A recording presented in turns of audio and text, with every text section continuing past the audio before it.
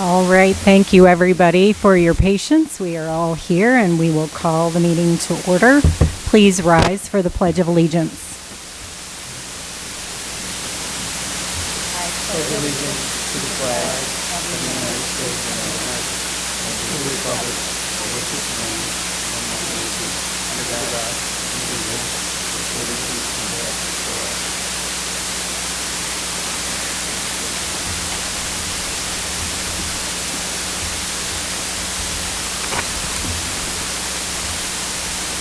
All right, welcome to the Rockwood Board of Education meeting. We would like to thank the administrative team and all the staff and students at Eureka High School for being gracious hosts for our meeting this evening. Thank you also to the ambassadors who are here from our schools to assist with greeting and signing in our guests. The purpose of this meeting is to conduct the business of the district, hear reports about our progress, and listen to the community on important issues. We want to remind all of our visitors that we expect the audience to remain civil and respectful at all times as the board conducts its business. Calling out, verbal aggressiveness, inappropriate language, or name-calling is not acceptable. If the meeting becomes unruly, the board may take a recess until such time the audience is appropriate. If inappropriate behavior continues by individuals, they may be asked to leave the meeting. If the audience becomes so inappropriate in their behavior that we can't conduct our business, the board reserves the right to adjourn the meeting. This Board of Education meeting is live streamed for the community's convenience. Opinions expressed at the meeting are not necessarily the opinions of the Rockwood School District. YouTube reserves the right to monitor and block inaccurate and misleading content. That process is beyond the control of the Rockwood School District. We want everyone to have the ability to hear the business of the district, reports presented, and the comments of everyone who is here to speak. We appreciate your cooperation and that you took the time to attend tonight's meeting. And as a side note, we realize that there is some severe weather continuing to occur this evening, so should any changes be needed to be made, we will be aware of that up here and let you all know what's going on. Thank you.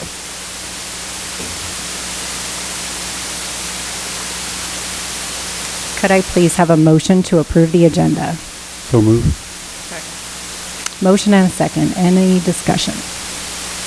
All those in favor, please say aye. Aye. Anyone opposed? That passes. Next, could I have a motion to approve Board of Education meeting minutes for May 5th, 2022? So moved. Second. Motion and a second. Any discussion? All right. All those in favor, please say aye. Aye. Anyone opposed? That also passes. Next, we are going to go to our first patron comment section, and we do have a couple of comments for that, so I will read a few things, and then I believe we have additional comments for the second portion. So let me just make sure I've got everything here. So during patron comments, Rockwood patrons may address the Board of Education concerning issues related to the school district. Under our updated policy, there are now 2 patron comment sections during regular board meetings. The first public comment period shall be solely for patron comments related to items on tonight's agenda, which will be limited to 30 minutes. The second public comment period shall occur at the end of the meeting order of business and shall be for patrons to make a statement or address the board concerning any issues pertaining to the Rockwood School District. Please know that patrons also have the opportunity to submit comments in writing to the board at any time. Each speaker will be limited to 3 minutes. Combining time or giving your time to someone else to speak is not allowed. Only one speaker is allowed at the podium at a time. The board uses the public comment periods as an opportunity to listen and receive information, but board members will not engage in debates or discussions with those speaking other than to seek clarification of their comments if necessary. A board member may ask that the superintendent ensure that the appropriate staff member follows up in a timely fashion with the individual regarding the information, question, or concern presented during patron comments. We have a stand with microphones ready so both the board and the audience may hear the patron comments clearly. I would like to remind everyone that comments about individual employees and/or students will not be permitted in public session. We also expect that you will remain civil and respectful in your remarks, and if anyone becomes disruptive, we reserve the right to cut your 3 minutes short. Verbally aggressive language and vulgarity in any form is not acceptable, whether you are reading someone else's remarks or they are your own. It will not be tolerated. The board appreciates that you have taken the time to come this evening, and we value both your input and your perspective. For your convenience, our 3-minute time clock is ready. Our first speaker this evening is Johanna Bodian, and she is commenting on agenda item 8.03, COPE report on equity plan and audit update.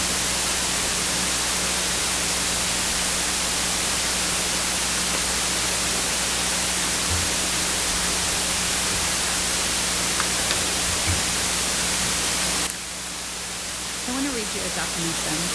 Affinity, a natural attraction, liking, or feeling of kinship, a natural tendency or ability to use or do something, a natural compatibility of one thing with another.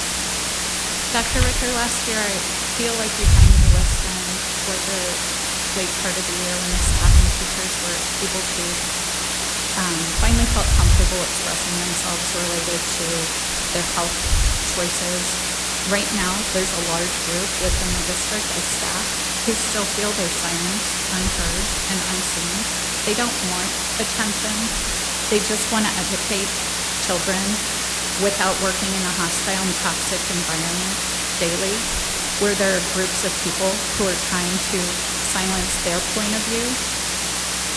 The way RSD is using affinity when they talk about affinity groups is wrong. It's not aligned to what real affinity is. Natural affinity is from within. It's in someone's heart. It's the way you treat someone. It's love. It's respect. It doesn't have anything to do with the way you look or who you are attracted to sexually. It doesn't have anything to do with that. The affinity groups and the implementation of those are not appropriate. It's not something this community looks for. It's not respectful to the community, to our staff, or to our children. I understand it's all tied back to the strategic plan. Rockwood has assumed a direction in their strategic plan that's not aligned with what's best for all of our children, our staff, and our community. I'm going to give an example of an actual implementation. During REPAC, liberal parents who buy into the narrative of systemic racism refuse to document or even remove items and ideas from small group collaboration to silence voices that were different than theirs. The voices who believe all children and their families deserve respect. The voices who believe in protecting children from inappropriate content. The voices who believe a child's parent knows better than anyone what is best for their child from a health perspective, from a well-being perspective, for their mental health. Those are ironically the voices who told this district in April that they wanted two intelligent women of color to represent the parents. Parents who are not being represented today in the beloved community documents. A part of the community, a large part of the community that is not being represented today.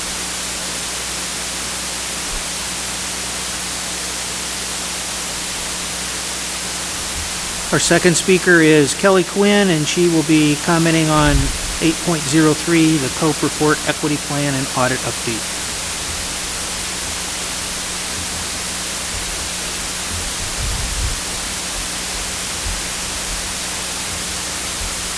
Hello, thank you for taking the time to listen to me today. My concern with the diversity plan that has been in place that was recently brought to my attention is the mental health of our students and our teachers being forced to declare their pronouns in front of a class in a round-robin fashion. These kids are stressed, have anxiety, are unsure of who they are. Starting at 11 years old is when this plan is looking to implement that, as early as 6th grade. In 6th grade, a lot of these kids don't know who they are, don't know who they want to be when they grow up, and haven't made life-affirming decisions for themselves. These kids deserve the opportunity to grow, to become who they are, without being put under the pressure of a round-robin situation in front of their classmates, their teachers, their peers, to declare who they are other than their name. If they ask their name, that should be enough for them. There's no reason to add that added pressure. The mental health of our children has been under attack for the last 2 years, longer probably, but it's been brought to light with COVID. We're dealing with it in my house, the anxiety and the pressure of being a student, being a child that is just trying to figure out who they are. They need time, they need space. Everybody is due the respect. Everybody deserves to be who they are without the pressure of having to announce it to the whole school. That information being out there can be used against them, can be held against them. For the kids that are ready to decide who they want to be and who they are, I applaud them. That is great for them, but no one should be forced to out themselves, to make declarative statements without being prepared to. Please take into consideration before you force these children to decide who they want to be for the rest of their lives in 6th grade. Thank you.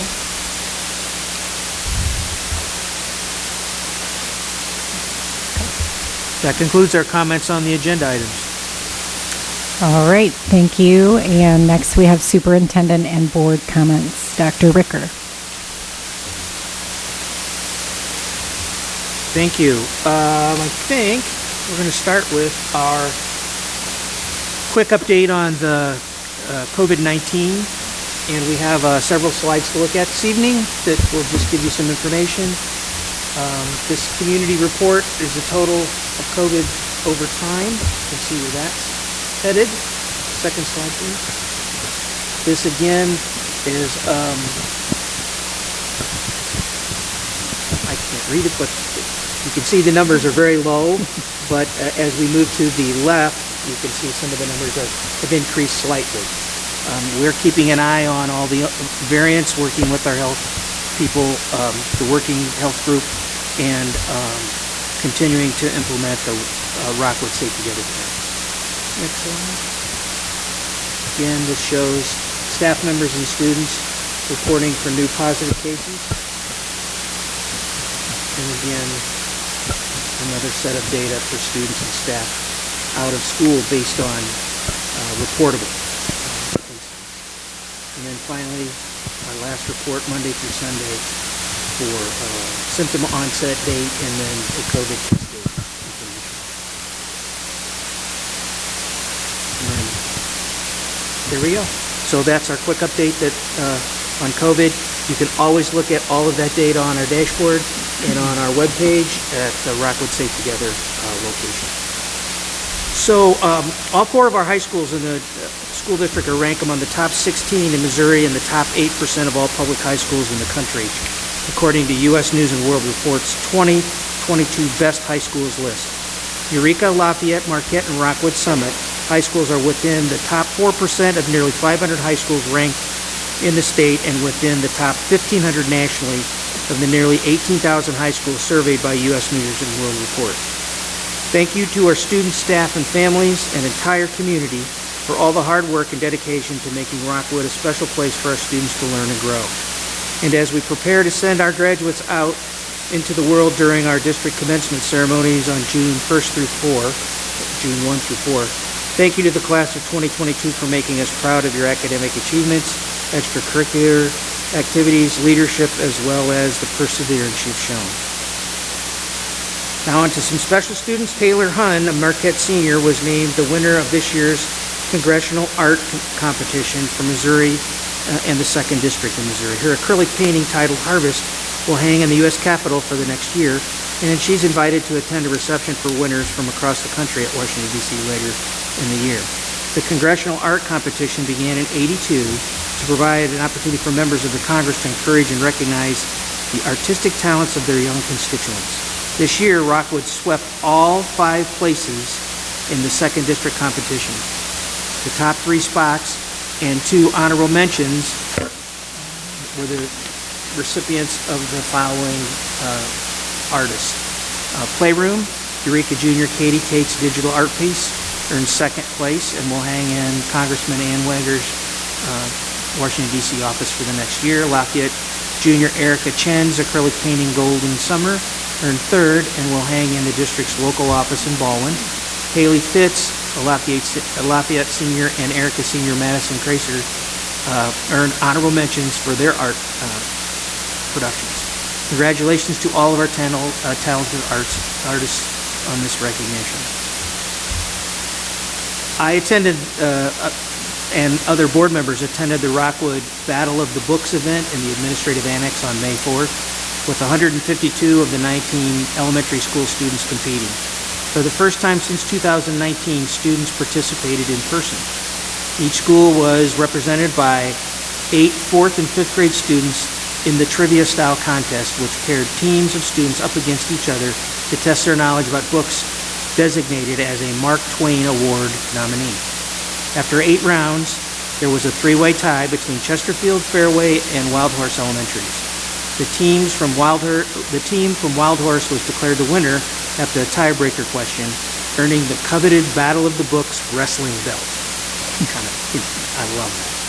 And as you can see from this picture, everyone involved had a great time. I know some of the board members were in and out of that, and I think the best thing, other than the books, for all of our contestants, and I visited every table, were the snacks. They had killer snacks, that's for sure.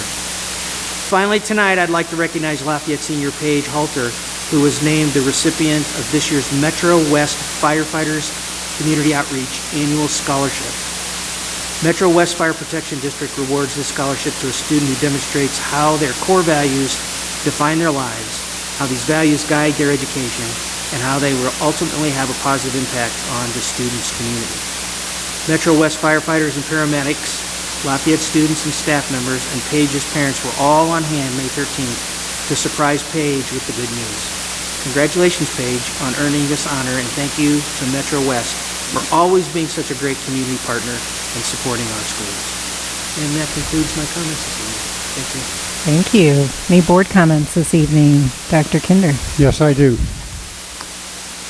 2 board meetings ago, the Honorable Randy Miller gave a presentation during this time about the Rockwood Summit Percussion Ensemble, said they'd been selected to perform at the International Music Clinic.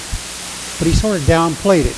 He didn't really brag about it. I got home thinking about it, and I said, I wonder why Randy didn't really brag about it. When I figured it out, his son is in that percussion ensemble. So I decided I wasn't going to let that go. So I decided to talk tonight about that honorable thing that the Rockwood Summit Percussion Ensemble earned.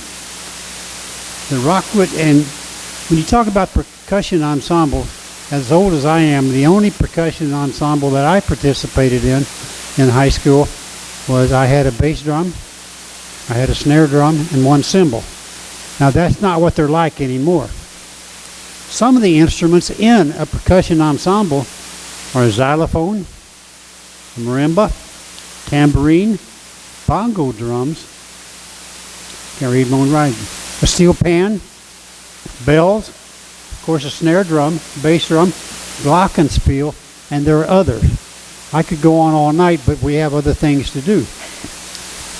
But here's what actually this amounts to.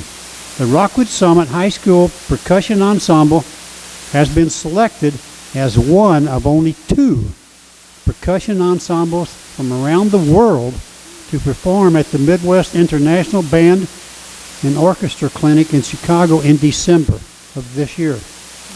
The group from Rockwood Summit is the first Rockwood School District ensemble of any kind to perform at this clinic, as well as the first high school percussion ensemble from the state of Missouri ever selected to perform. More than 20,000 people from more than 40 countries regularly attend this annual clinic. So I hope I've done justice to it, Randy. Thank you. If I could add a comment, I did see percussion at the Rockwood Summit Pep Rally, and they were outstanding, professional to the nth degree. I also want to give a big shout out to our elementary librarians and Margaret Sullivan and her work. I attended the Battle of the Book Challenge, and the buzz in the room of students talking about books.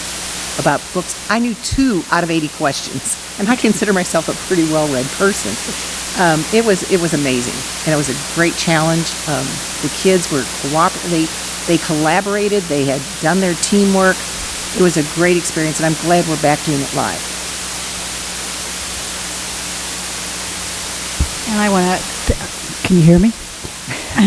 I want to thank Dave Cobb for his gracious escorting me and others around the school now that COVID is kind of not as big of a concern as it was. I know I've been out into a lot of schools. Izzy has, Randy has as well. It's just great to see the kids, great to see what's going on. It's a great time of the year to celebrate the accomplishments, and the energy level is just fantastic. So thank you, Dave, and thank you to all the building principals for spending time with all of us.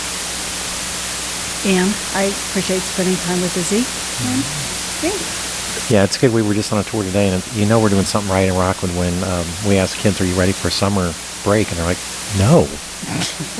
I'm like, "That's awesome."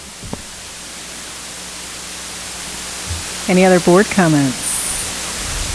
I'm going to make one quick one because three of us up here are wearing the same T-shirt, and that's not awkward because we're proud of them, and we intended to. And so I would like to give a personal thank you and shout out to Ashley, Angie, Megan, and Cassie, who are teachers at Rockwood Valley Middle School. And this past week I had the chance to go out and chat with them about their awesome idea to create these shirts to provide some unity and expression of support and thanks for this entire school district. And they decided to give the funds that they raised from the sale of those T-shirts to Rockwood Gives Back, which was amazing. And so this week we accepted a check for $2,090 from them to Rockwood Gives Back. And I talk about RGB a lot, but we could not support families and kids in Rockwood without all of you and all of Rockwood supporting that program. And we do so many amazing things for kids,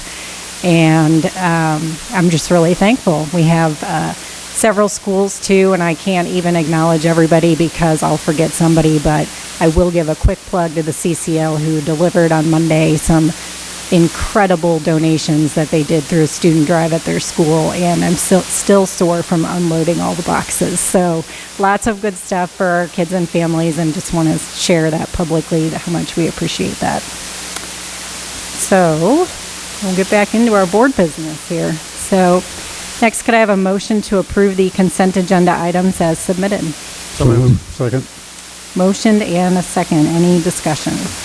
We do have 3 donations, and they're listed up there. I want to read them. Brad Sevcik gave a donation to Rockwood Summit High School, monetary $3,000. Donation to Leanne Falsetti Sevcik Memorial Scholarship Fund. I knew Leanne for 30 years. Quality teacher, excellent teacher. If you didn't know her, go check up on her and you'll see how wonderful she was. The Baldwin PTO gave to Baldwin Elementary, monetary $9,000. That's an estimate. Donation to Baldwin to assist with the sound system project. Baldwin Elementary is in the process of upgrading their sound system for the gym. The monetary gift will be used to support that project. And the last one is from the Munganast Charitable Fund. I'm assuming that's the Dave Munganast Charitable Fund. Gave to Eureka High School, monetary $10,000. Donation Eureka High School. Donation to support the students of Eureka High School. 3 fabulous donations. Thank you, Dr. Kinder. Any other comments? So the motion is to approve the consent agenda items as submitted. All those in favor, please say aye. Aye. Anyone opposed? And that passes. And next, we'll invite Deb Kettering up. I don't know where she is because she might be hiding. For our next agenda item, 8.01, could I have a motion to approve the bond issue purchases and related contracts, $7,500 to $150,000 as submitted? So moved. Second. Motion and a second. Discussion. This purchase is for cases for our iPads for elementary students. And it is for second grade. I'm sorry, I'm having trouble seeing that. It's for the second grade iPads. Does this complete all the grades, or the next one? Does that complete all grades? Will have iPads, or? Our plan is for K2, yeah.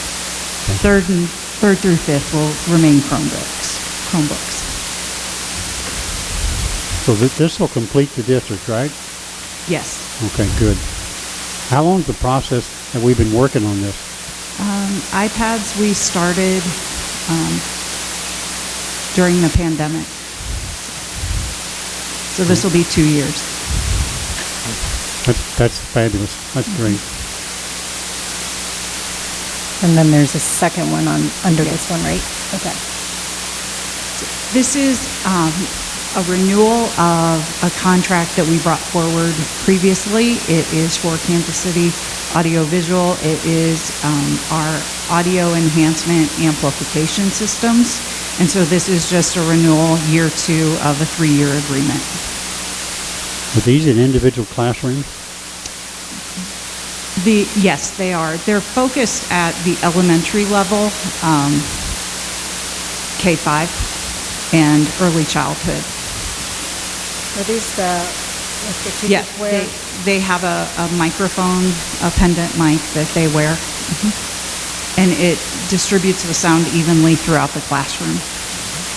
So I see numerous teachers wearing them, and I asked about, how's it working for you?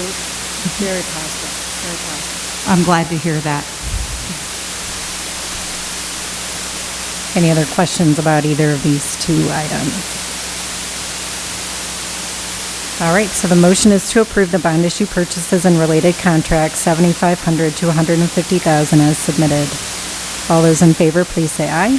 Aye. Anyone opposed? And that passes. Jamie, is there somebody up in the sound booth that can turn the volume up? I'm having trouble hearing. I'm not sure. Turn the volume up, Bob. Perfect. Thank you. I'm sure I'm the only one. You're good, you're good.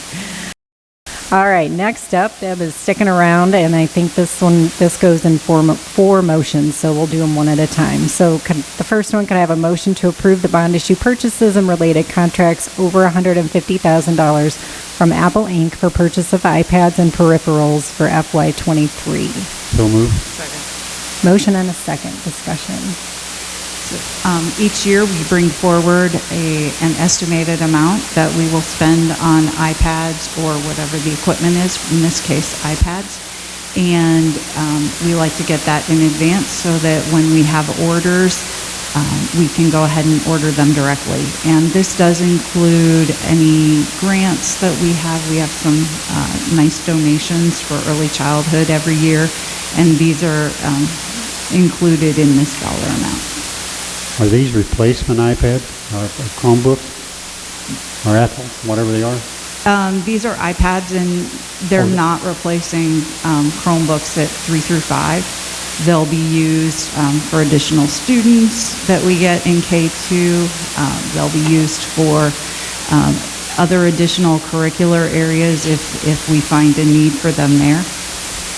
Okay, thanks. Correct. Yes. Well, it's a mix. It can be bond issue, but it can also be, for example, from the Mancuso grants. Deb, will we have these all by next year with all the delays going on and everything? I mean, is there any problem, have you seen, getting this stuff in? Bob can correct me if I'm wrong, but I think we're averaging about 8 to 12 weeks on our devices right now. So we have the ones that we need for this year. For the most part, we do have a delay in 3 of our elementary schools for their iPads, but they will be here in July, so they will be here prior to the start of school. Awesome, thank you. Any questions? Any others about this one? All right, so this motion is to approve the bond issue purchases and related contracts over $150,000 from Apple Inc. for purchase of iPads and peripherals for FY23. All those in favor, please say aye. Aye. Aye. Anyone opposed?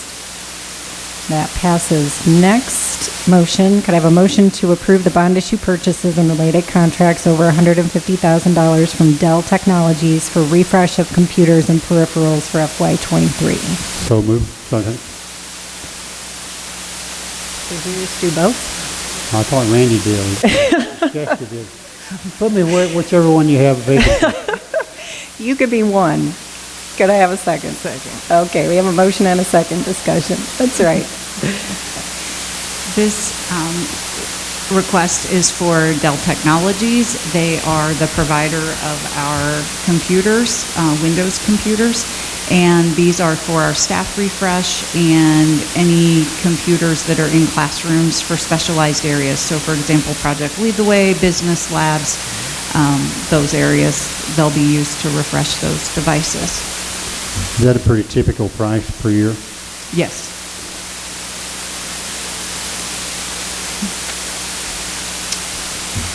Any other questions? All right. For that one, could I have the motion is to approve the bond issue purchases and related contracts over $150,000 from Dell Technologies for refresh of computers and peripherals for FY23. All those in favor, please say aye. Aye. Anyone opposed? Yep. Where's all this money coming from now, since we didn't have that 7 or 8 years ago? Well, we asked for the amount that we typically ask for. Our bond issue remaining is not at the level it has been in the past. However, we did make some upfront purchases previously with ECF funding that has allowed us to continue next year with our fairly close to typical purchases. If Prop P had passed, eventually you would have had your own technology budget that would have covered all of this. Is that true? Yes, that is true. Thank you.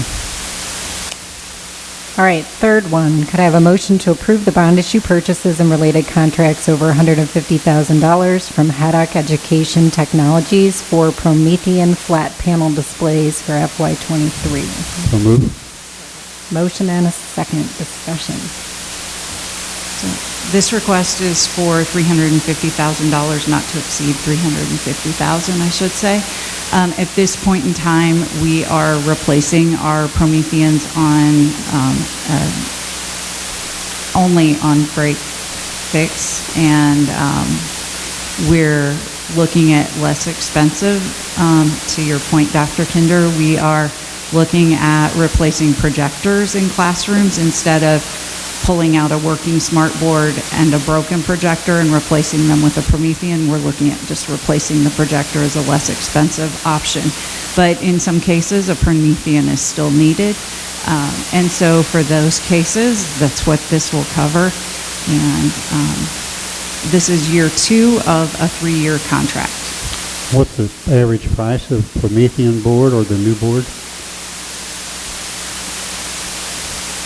I knew you'd ask me that, and I looked, and now I'm blanking. I believe it's around $2,500. Okay. What's the durability on a Promethean? What do you say? 2,700. Close. 25, okay. What's the durability on those? The Life Prometheans? span, yeah. The life expectancy is about the same as the smart boards were. And Smart said their life expectancy was about 5 to 7 years, and that's what Prometheans are, about 5 to 7. We have some that are approaching 5 years, and we expect to get at least that out of them, if not longer. They are LCDs and LEDs, so they will have an end time, but it's similar to the smart boards. But 5 to 7 is not because of abuse, it's just they wear out, is that right? Mm-hmm. And we're actually hoping, we've talked to other districts, and they have had a much longer success rate, a longer lifespan on average. So we're expecting that we'll also experience that. A lot of vendors will tell you the life expectancy of a product is, 3 years or 5 years, and then you get a longer life out of it. Who did we get those from? They're from, we purchased them from Haddock Education Technologies. Does Education Plus or not that? No. They don't provide them. I don't mean if we pay for them. They No. don't. Okay. At least they've never responded to any of our requests, and we've never had them accessible through the contract. Okay, thanks. They are, in places, they are replacing smart boards. It's just if the smart board itself is still functional, but the projector is not, we're looking at replacing the projector. It's a lot. What'd you ask, Izzy? I couldn't hear it. Were you speaking to your mic? He couldn't Well, hear whoever you. asked. Would you move your mic? There you go. Yep. I was asking if it's going to replace all the smart boards. Oh. Yeah. Okay, thanks. We, as a general rule, we replace on failure.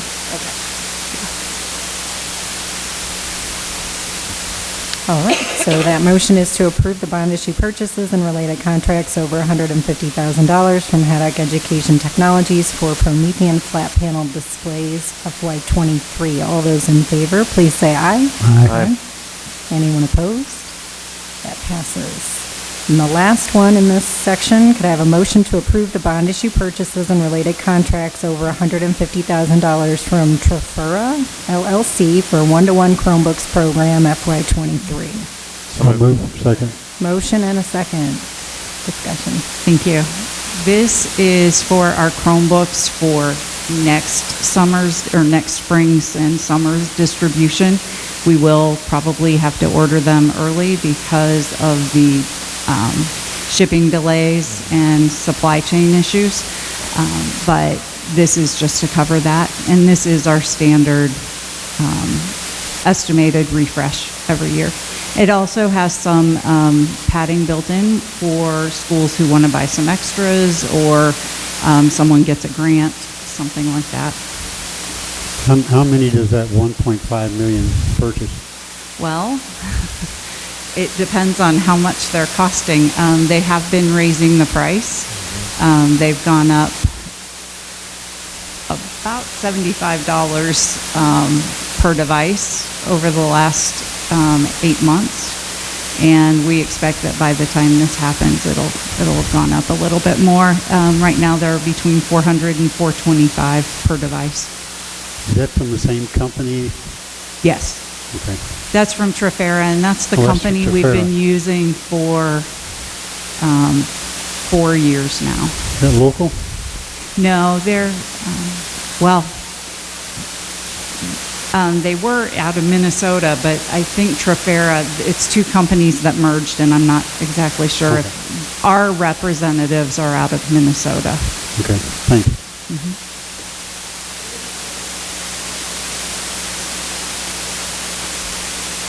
Well, we want to make sure that we get the most life out of our devices, so we want to buy them as late as possible. But we'll probably be placing an order in the late fall, so that they're arriving by May. I asked if we were going to get them now, so then we don't have to wait about not getting them in time or the price going up. All right, thank you. Maybe I need to move to the middle, I don't know. All right, so that motion is to approve the bond issue purchases and related contracts over $150,000 from Trafura LLC for one-to-one Chromebooks program FY23. All those in favor, please say aye. Aye. Anyone opposed? And that passes. Thank you, Deb. Thank you. Next, I invite Dr. Aisha Grace up. We're going to have a COPE equity plan and audit update. This is information only, and we'll turn it over to you when you're ready.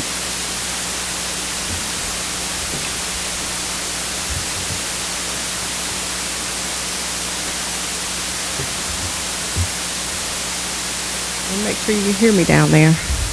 Testing. I was going to comment. Yeah, I knew you were looking at me. I was like, here we go.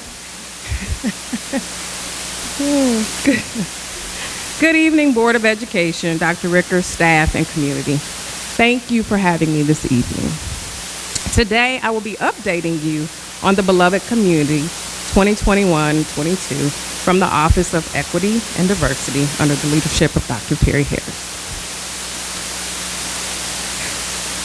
So the last time that I was here, which was October 7th, you all reaffirmed your commitment to the equity resolution. We know that everything that we do is steeped in the way forward, And my focus for our office is the universal equity, opportunity, and access goals, which are: 1, utilizing a systematic approach to increase student equity and access and opportunity, and 2, providing a culturally responsive environment for all students. The last time we identified 3 key stakeholders. One was our DEI champions. We wanted to have staff affinity groups, and then our parents, which are the REPAC committee. So this was just a visual for you all who have this to outline the goals, but also talk about some of the action plans that we stated that we were going to implement, and one was an equity audit. So this year we're going to be partnering with the Mid-Atlantic Equity Consortium to conduct our equity audit. MAEC has been doing this work for over 20 years and is currently one of the nation's equity assistance centers. The 4 equity assistance centers are funded by the U.S. Department of Education under Title IX of the 1964 Title IV. They provide assistance in the area of race, gender, national origin, and religion to public school districts to promote equal educational opportunities. So MAEC is in 32 states currently, and Rockwood would represent the first district in Missouri. And the services that you see there are what MAEC are able to provide. So the methodology is really very similar to some of the other processes that Rockwood has previously engaged in pertaining to the CSIP and hiring the new superintendent. It basically goes through the same type of method with reviewing current policies and documents. And then they're going to gather the data from those documents and develop an equity audit instrument that will really interrogate several different parts of our organization. They will have stakeholder surveys where they will develop those with the steering committee. The steering committee will be Rockwood stakeholders. So they will have a voice in what the audit looks like and how we survey our stakeholders. So it won't be some sort of package that MAEC is going to just hand to us. It's something that we're going to develop collaboratively. And then they're going to have focus groups, and they're going to conduct the focus groups with another protocol that the steering committee will come up with. So those questions and how they go about the focus group work, the steering committee will also have a voice in. And so I'm not reading to you. I just wanted to reiterate that they're going to have a process. The process and the plan is really about data and synthesizing that information into trends. And then they're going to identify barriers. And then we create a short and long-term recommendations for the district. They will give those to us for us to begin to have an action plan as to where we go next. So groups that will be positively impacted by the equity audit include, but are not limited to, our students of color, our students in the LGBTQ+ community, our students with disabilities, our students receiving other special services, and our English language learners, and more. So that wraps up the equity audit portion. So I wanted to just update you on some of the other things that our office has been working on. We had our affinity groups. Our first 2 affinity groups for this year were our Rockwood staff of color and our Rockwood LGBTQ+ affinity groups. And so the data that we have for that is that 22 people signed up for our Rockwood staff of color, and we have met 5 times with an average of 15 people attending each meeting. Then our Rockwood LGBTQ+ group also has met 5 times, and we've had 17 people sign up and an average of 8 to attend those meetings. And then we had an ask from one of our teachers, actually several of our teachers emailed me, around having an ally affinity group. And so we got a lot of requests to really want to support the affinity groups that are already in place if I don't identify it that way, right? And so what work can I do to support? And I was like, 100%, absolutely. So we're looking at the group implementation of that for our upcoming school year. The Rockwood Equity Parent Advisory Council, which we call REPAC, had over 180 parents to sign up. So we were really excited about that. REPAC has met 6 times, and we had, it wasn't yesterday, I wrote this, I'm sorry. Our meeting was not yesterday, last meeting was last Monday. And we had between 16 to 75 parents join each time. And so with the REPAC, we created subcommittees. We had 5 subcommittees, and you can see them listed there. And what we wanted the subcommittees to do was to be able to share their voice. I worded it action plans, which is because I am action-oriented. I like to move and not talk. And so action plan is just something that motivated me and I hope motivated the parents. But our goal was to make sure that we had parent voice in holding us accountable to the way forward. And so these 5 subcommittees were able to meet not only with one another, but also they were able to do this sort of World Cafe style where they go around and look at the rest of the action plans, and they added their voices to those. So they were able to comment when they saw things that they liked or that they needed clarity on. And so we asked for them to have a discussion about that with me. And so if there were questions, concerns, likes, or I'm really just not sure what that means, those were surfaced in those comments. And so last but not least, there are some other happenings that I'd like to just mention. We have developed a harassment form with Carl Weinreich about how we report any harassment that's happening in the district. And so we talked about how we collect that data, and then we also wanted to make sure that we're investigating appropriately, but also how do we finalize an incident that may be deemed harassment or bullying. And so thinking through all of these pieces, we collaborated and really wanted to make sure that as we talk through the incident, that we're also talking about how do we heal. What we know about intent and outcome and how things land is that we have to finalize that loop. If you intentionally or unintentionally harmed me, I'd like to be able to heal from that. Oftentimes we think people just move forward, but if we're not intentional about how we heal with one another, then we're going to continue to harm.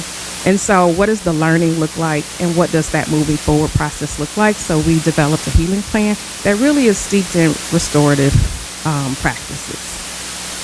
And so the other thing that we're really excited about is the Rockwood Student Equity Advisory Team.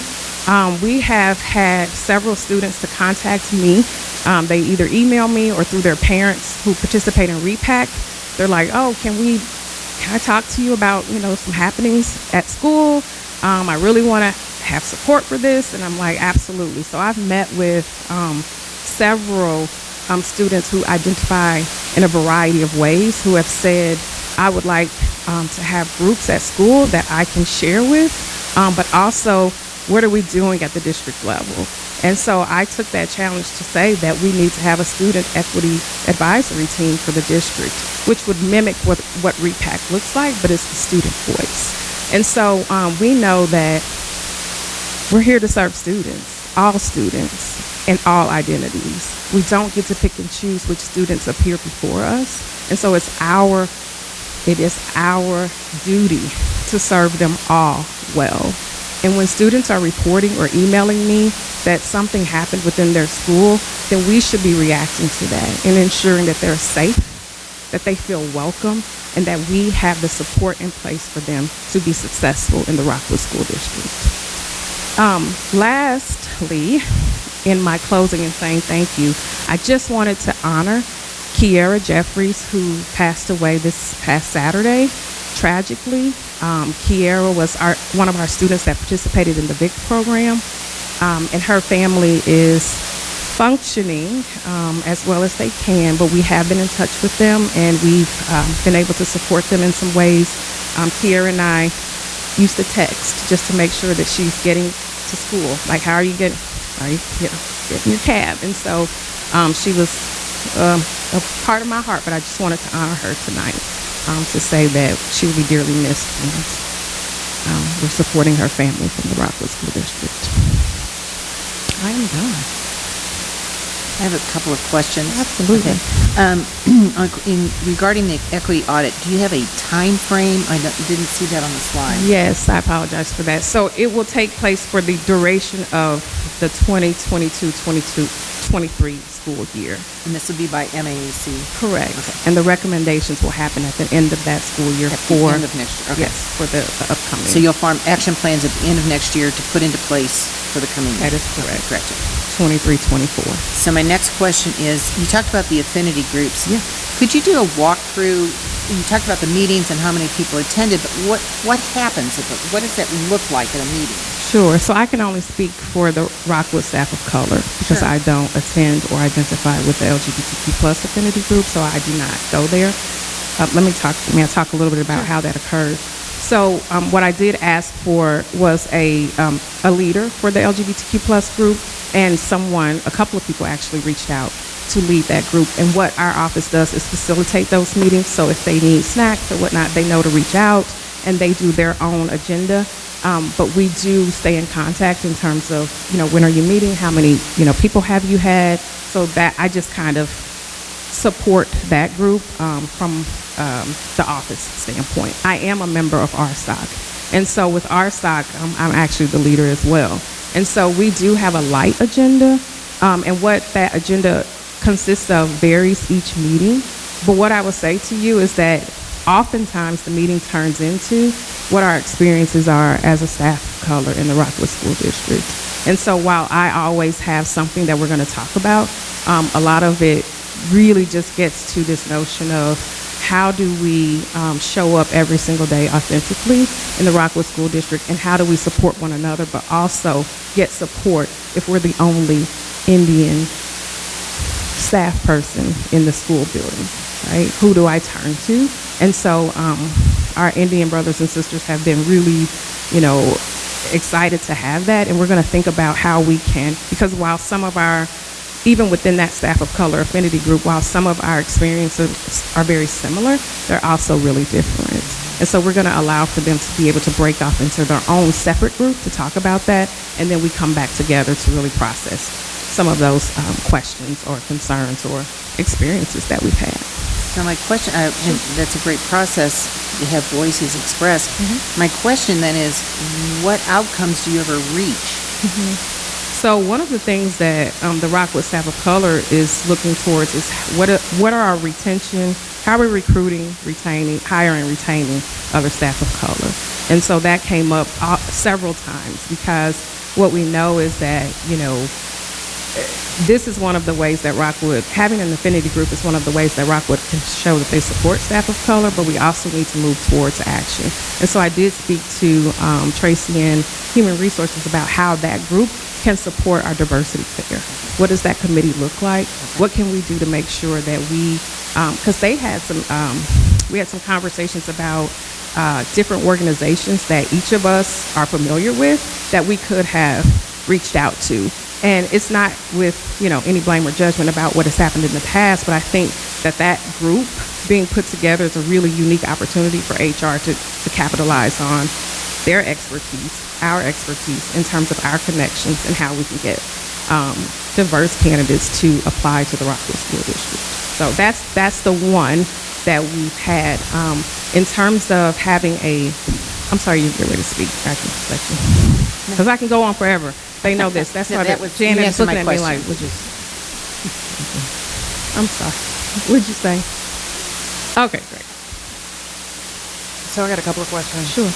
So I got the opportunity to go through the diverse curriculum committee, and I loved the third goal where we talked about planning for transparency and some work, like the action plans were workshops and giving parents insight on the background and the process. So I did want to say that is excellent, and I think parents will be very excited about, being a part of the process and understanding, because I think a lot of the struggles that we have is miscommunication or not understanding what happens in the background. We just see the end product. So I think that's amazing. Thank you. I did want to ask about the student affinity groups. I know there was talks about organizing those, and so kind of the logistics of those, how do those come together? Are there criteria for those groups? Can anybody start one? are they student-led or are teachers involved? Yes. So the ones that, Board Member Clark, I'm still getting a grasp. This is my first year on all of the ones that we had. I just learned that there's a Asian Affinity group at Summit. I was like, oh my goodness, like super cool. I had no idea. So what I know of the ones that I'm familiar with, they have a sponsor that is a teacher or staff member representative that may or may not identify, but says that we are sponsor. And they meet and they do all of the things that they need to do as a team. The district role as a group, the district role around that has been to really connect the sponsors from the groups so that we can collaborate and know what's happening at Rockwood Summit. Oh, that's pretty cool. Can we do that and replicate that at Marquette? And so I've only met with the high school ones. I'm still not yet familiar if any are at the middle school level. But we have, I've met with the GSA and Prisma group, and I am looking to meet with our Black student unions from the two schools. And just seeing how we can have an Asian Affinity group in every school. The kids, my understanding, are the ones who thought of that one at Summit. So I still have yet to speak to any sponsor. I shot an email out, and so I'm working on that right now. But yes, they are the ideas of the students, and they seek out sponsors for the most part. And sometimes sponsors have said, oh, I want to start this here because I was at another school and I want to bring that over to the new school that I'm in. And they've started the group and gotten members to join. So it happens both ways, student-led and also sponsor-led. So I will admit that affinity group, the idea of an affinity group is new to me. Sure. Is it different than a club? Is it always race-based or about gender, or like, is there a difference between just having a club or an affinity group? So, great question. So, yes and no, right? And so the affinity group, not really. They're people who have likeness and want to get together.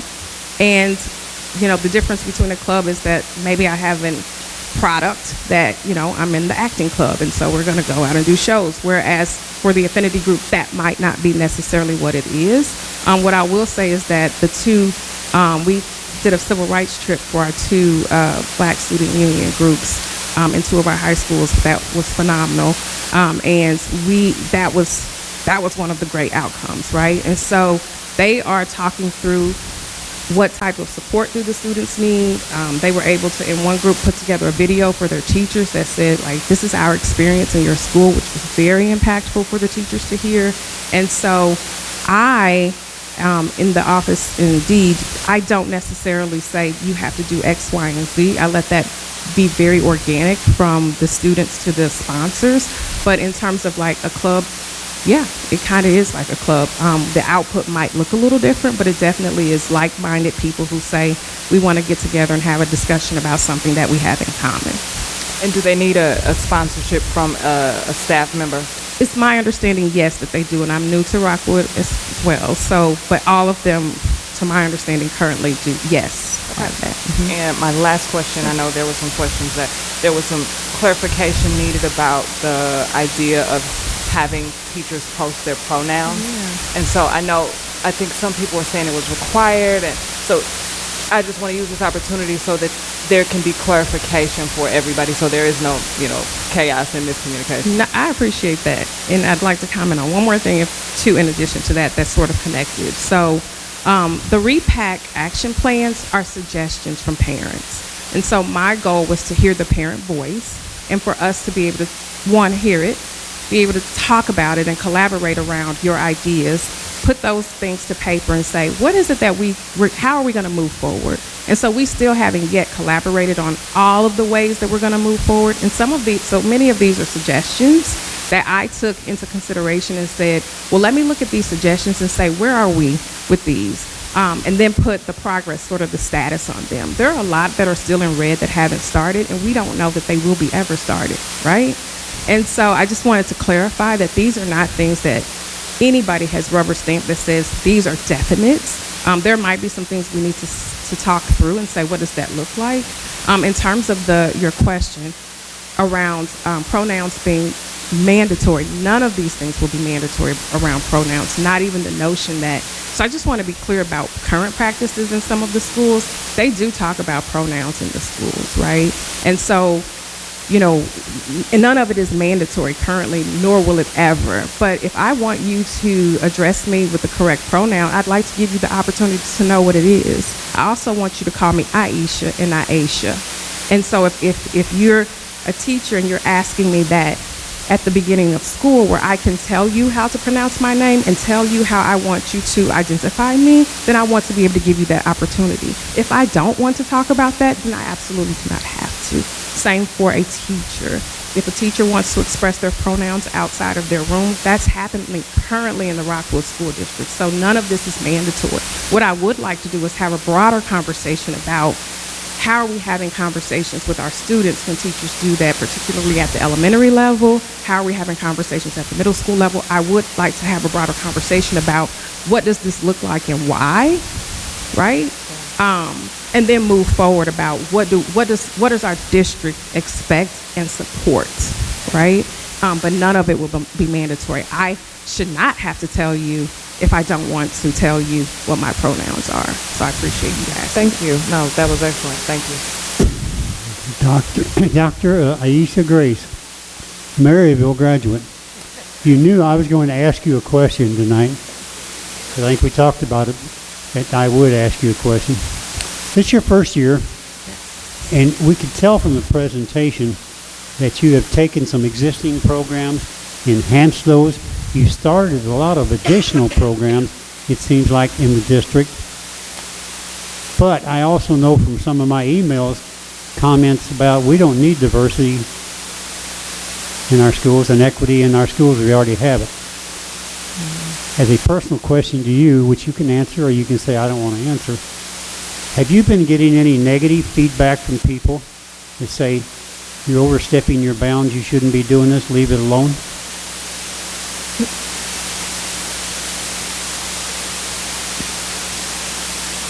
To me personal, directed to me, no. That's to you personally. No, I have not. And so that is part of the concern that I have, is that a lot of things that are happening around the work that's being done from this office is happening sort of in this secret, I'm going to post these things and leak these things out, if you will. And we have nothing to hide. What we know, and as I stated earlier, is that every student, our schools are diverse. Diversity is here.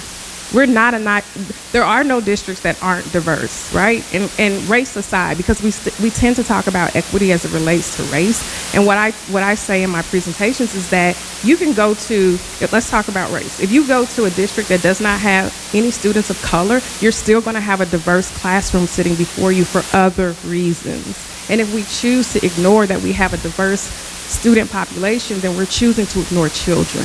And I don't know how we do that, and we look in their faces every day, right? So no one has called me and said, I don't understand why we're doing this, or I don't understand this. What I have had are people talking around me, and I really want to understand what you don't understand. I really want to genuinely engage in a conversation about what's difficult and how I can support that, because you are a teacher. And when I start presentations, I say, how many of you in this room genuinely care deeply about children? And all of them say, I do. So what are we talking about? Because those are the kids that we're servicing every day. And so, no, nobody's called, and I wish they would. And I've offered that up in every session. Please give me a telephone call or shoot me an email. And so a lot of the conversations have been initiated by me. You know, if somebody has a question and I try to follow up, I do follow up with them. And so even parents and community members, we want to make sure we're engaging. So yes, it's happening, but no, it's not happening directly with me. You specifically said no to you, because I may have asked it that way, but are you catching heat or negative comments about the programs? No, I'm not. After I present and, no, I don't know, what's being said. I should probably follow up with survey to see for every single presentation, because I've gone to different schools to help present. And so, no, I don't know, Dr. Pender. Thank you, Dr. Grace. I was going to ask you about surveys. Thank you for this presentation. It helped me a lot to understand a lot of the, you were saying about the noise out there. Mm-hmm. Will you be sending out surveys to ask the parents or the community and the teachers if this is something they would like? Something as in what? Is this something that they would like to invite into their classrooms or have that discussion with their children? And what age do you think it should start at?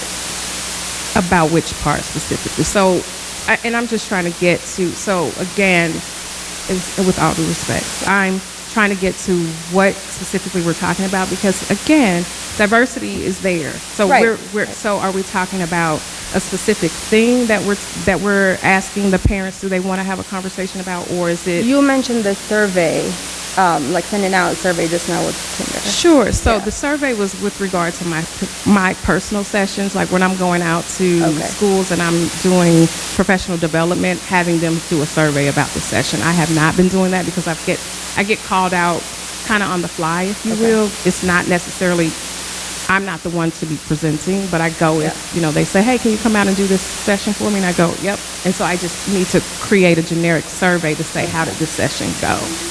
To your question, what I think you're getting at, if I may, the equity audit will be getting into those conversations with parents and getting their voice about what they think equity and inclusion looks like or should look like in the district. That audit is going to get their perspectives, and we hope to have a diverse steering committee, right? So we can have those voices there as well.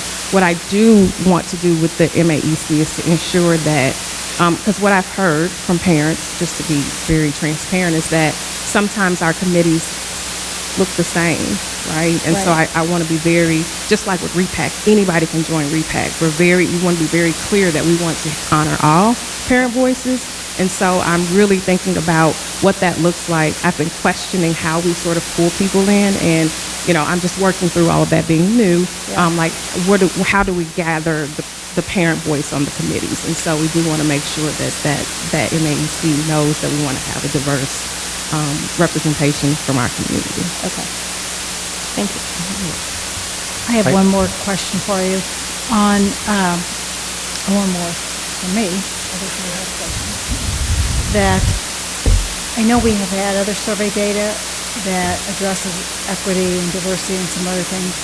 That I know when we did the superintendent search, there were some questions about that. Will MAC take a look at past survey data as well? Yes. So back in if you review on your slides, the one it says to review current and existing data is their first step. And so the other part that the steering committee does is talk with MAEC about what that data is that they're reviewing. So they also have a voice on that. So Rockwood School District steering committee gets to say, these are the things that we want you to look at. These are the things that we want you to consider, and these are the things that we want you to interrogate to see if our Rockwood School District is providing the best support for all of our students. And look at trends and patterns. Absolutely, yes. Will the audit include an audit of our curriculum for diversity? Yes, it will, which is really exciting. But Shelley and I have already been talking about that, so they're going down that path anyway. This will just be enhancing what they're already working on, but it definitely will not only look at the curriculum, but also what are our school like what do our school communities look like? What policies do we want them to look at? So that includes our, discipline policies and, what does our data look like around suspensions and things like that. So it's going to be robust. Actually, I had a couple questions. So with the student groups, did I understand you right that they need a sponsor, correct? I don't know. I don't want to go on the record with that, so I don't know if I need to ask someone else. I'm not 100% sure about that. The groups that I'm familiar with, that I have met with, up to this point, have all had a sponsor. Gotcha. And so that's where I'm speaking from. I'm not for sure. Okay. Yes, they do. They do. Okay. Yes. So Student initiated Yeah. and sponsored by. okay. So if I'm a group at Summit, let's say, and I can't find a sponsor, are we doing everything we can to support those students and connect them possibly with maybe Marquette or Lafayette or whatever?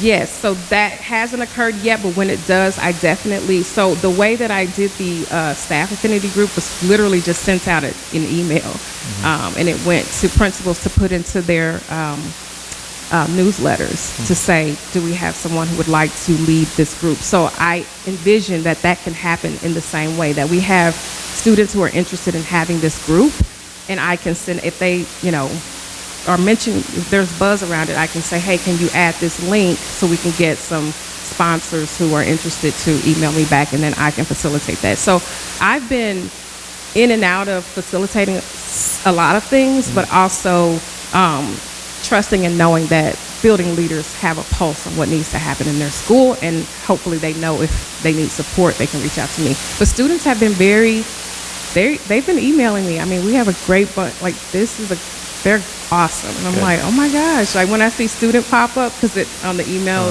the name, I was like, oh, you're emailing me. So those are I meet with them immediately, like, yes, we have time. And so I've met with students during academic lab. And so, yes, the short answer is I will definitely facilitate that. Awesome. I appreciate it. Thank you. Okay, so just back to your, you mentioned something about the discipline and the healing. Who would be leading that, or who would be helping with that? Are we talking professional, or is it your sponsor? Okay, so thank you. Yeah. So going back to the harassment and bullying, so one, we have to collect data for the state. So we need to ensure that we have accurate data around bullying incidents and harassment incidents.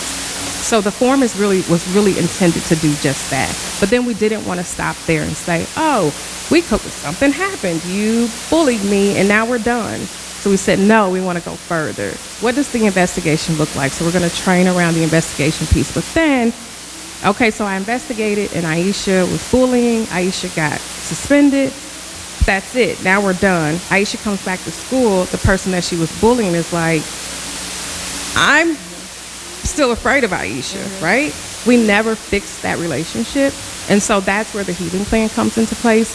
And what we're looking for is that our counselors, our assistant principals, who are the ones who a lot of times are dealing with discipline, and our social workers are trained in restorative practices to be able to effectively implement the healing plan. And that really is just a conversation. How do I bring those people together who did the harm and who were harmed to be able to talk through what happened, and also what is my commitment moving forward? And so Aisha is going to commit to not bullying you anymore. And so they're not going to be professionals outside of our community, but we have trained professionals in our counselors, social workers, and our assistant principals that will be able to do that work.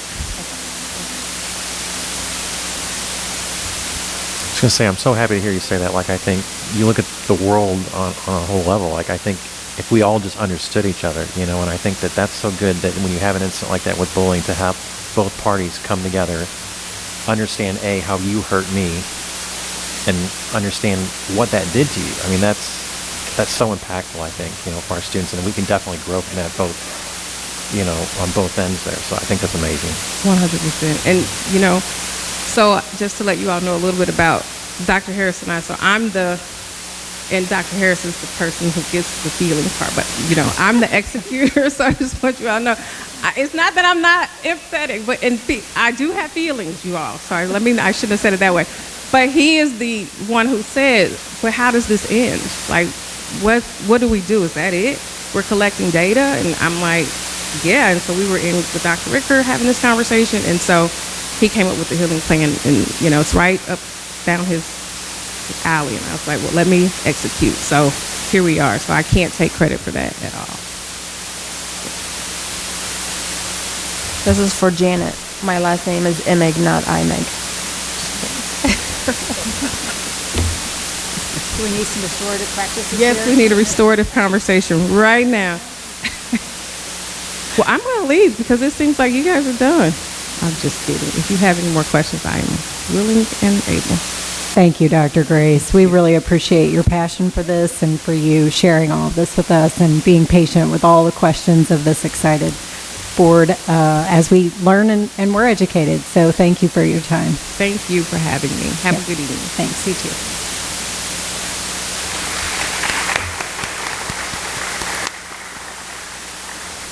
And next, moving on to a slightly different topic, we will invite Paul Northington and Dan Steinberg up for another informational update for the board on the FY23 proposed budget. Yes, good evening. Last time we talked about the preliminary budget was in December, and we've got a lot more clarity on it the past several months, so we're going to provide you with an update to that. And just in summary, I think the numbers have gotten much better, so our presentation's going to be a lot easier to speak to than it was in December, even though in December it wasn't bad, but it's even gotten better since then. So I'll kind of introduce it, and then I'll let the guy behind me with all the brains talk about the numbers behind the scenes, and then we'll kind of put a final recap together. But just to kind of walk you through the process again, just briefly, when we're talking about FY23, the work on our budget actually started last fall, where we start getting our departments and committees together to really formalize what are our revenue projections, and then from there we look at the requests from the different departments to start to formulate our budget. So that happens in the fall, and then we bring those preliminary numbers to you in December, which we did a few months ago. And from December up till now, a lot of things materialize, and we get a better look at things. The legislature has closed their session, so we've got some clarity on that. So the information that we're providing to you this evening has a lot more clarity to it than what it did in December. So tonight, no actions taken. It's just informational only. And this really is a precursor to what we'll bring to you at our second June board meeting, to where we will ask you to adopt the budget for FY23. Again, when we talk about our district budget, we operate under 4 funds, and 3 of those 4 funds are really what we call our operating fund, and that's our general fund, our special revenue fund, and our capital projects fund. Those 3 together, in summary, for the most part, represent our operating funds, and that's where we'll spend the bulk of our time this evening. But aside from that, we also have a debt service fund that we'll speak to just briefly. Debt service has one standalone purpose only, and that's to pay the principal and interest on our general obligation bonds. So that being said, again, the main focus tonight will be on the operating budget, and I'm going to have Dan speak to that a little bit. Good evening. So Paul mentioned this is an update of what's happened since December. Is that better? Okay. So as Paul mentioned, there's been some changes, most notably in the revenue side of things, and this budget has encompassed all the approvals and the recommendations that I've made since December. So this is a recap, and just to give an update on our revenue sources. 97% of our revenue is in local and state funds. So we're talking our local assessed taxes, sales tax, and then our state formula through the state of Missouri. So for this year, our revenue has increased $245 million, as you can see, and then we're expecting some changes to have a proposed revenue budget of $249.7 million. As you can see, when we last met in December, we were taking a little bit of a hit in some of our state revenue, so our revenue is actually going to be less than what we were expecting this year.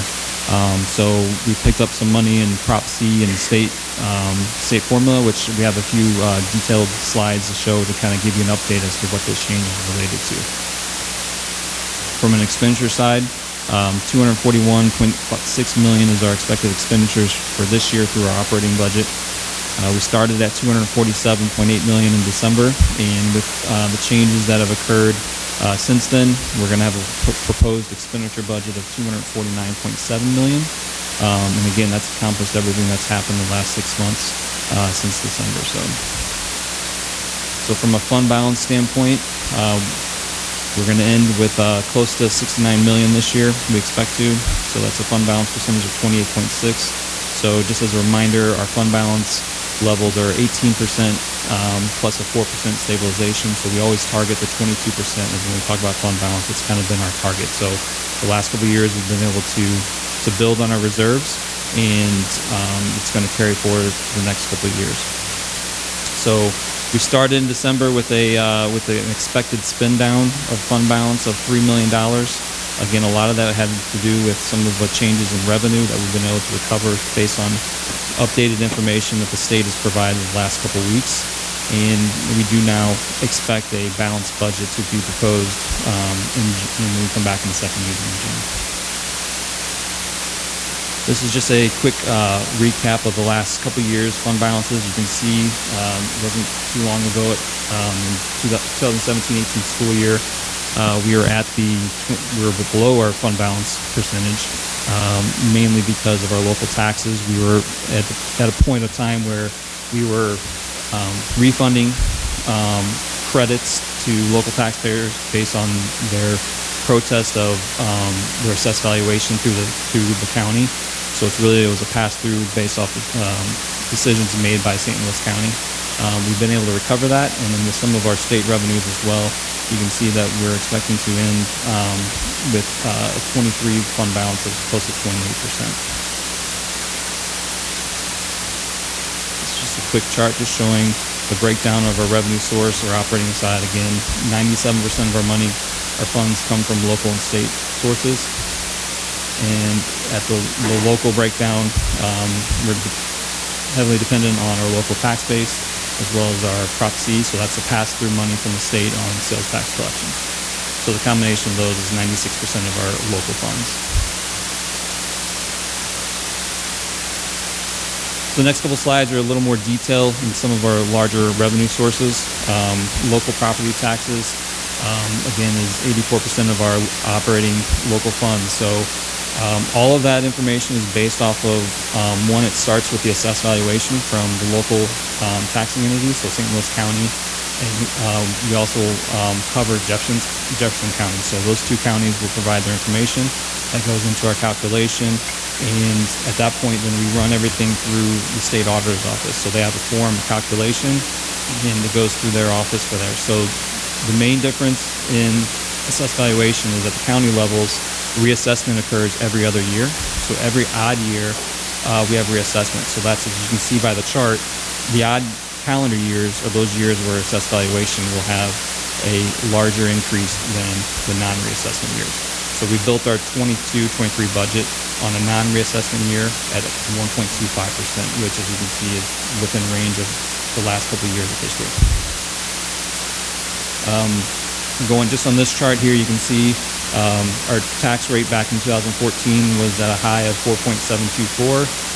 This past, the tax rate that was approved in September of 21 was the lowest at 4.1252, which is a factor of the increase in assessed valuation. We've our assessed valuation is almost up 50% in the last 8 years. This was a chart we shared back in December. With this being a non-reassessment year, typically not a lot changes in our assessed taxes. We really don't get any updated information from the counties until July or August. So we've assumed the 1.25% is going to be our increase in assessed valuation for next year. So we're keeping our local taxes constant to where we were in December. So the two largest changes in our revenue sources for this year has to do with our state monies from the formula as well as Prop C. So I have a couple of detailed slides in there. So just as a reminder for the basic formula, there's 4 factors that are involved in that calculation of our funding. So 3 of them are controlled at the state level. So our state adequacy target, that's essentially our funding level. So when we hear that the state is fully funding the formula, that's commonly what we refer to. So right now it's at 63.75, and at the state level, that's what's considered fully funded.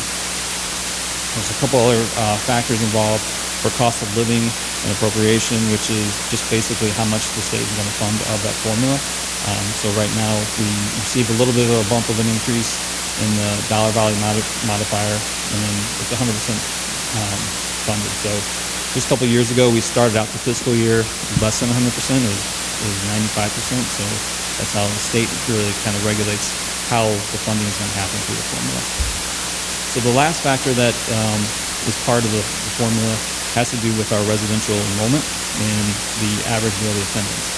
So when we were working through December and even actually up to the first part of March, the state formula calls that a school district can use the highest of the current year or the previous 2 school years.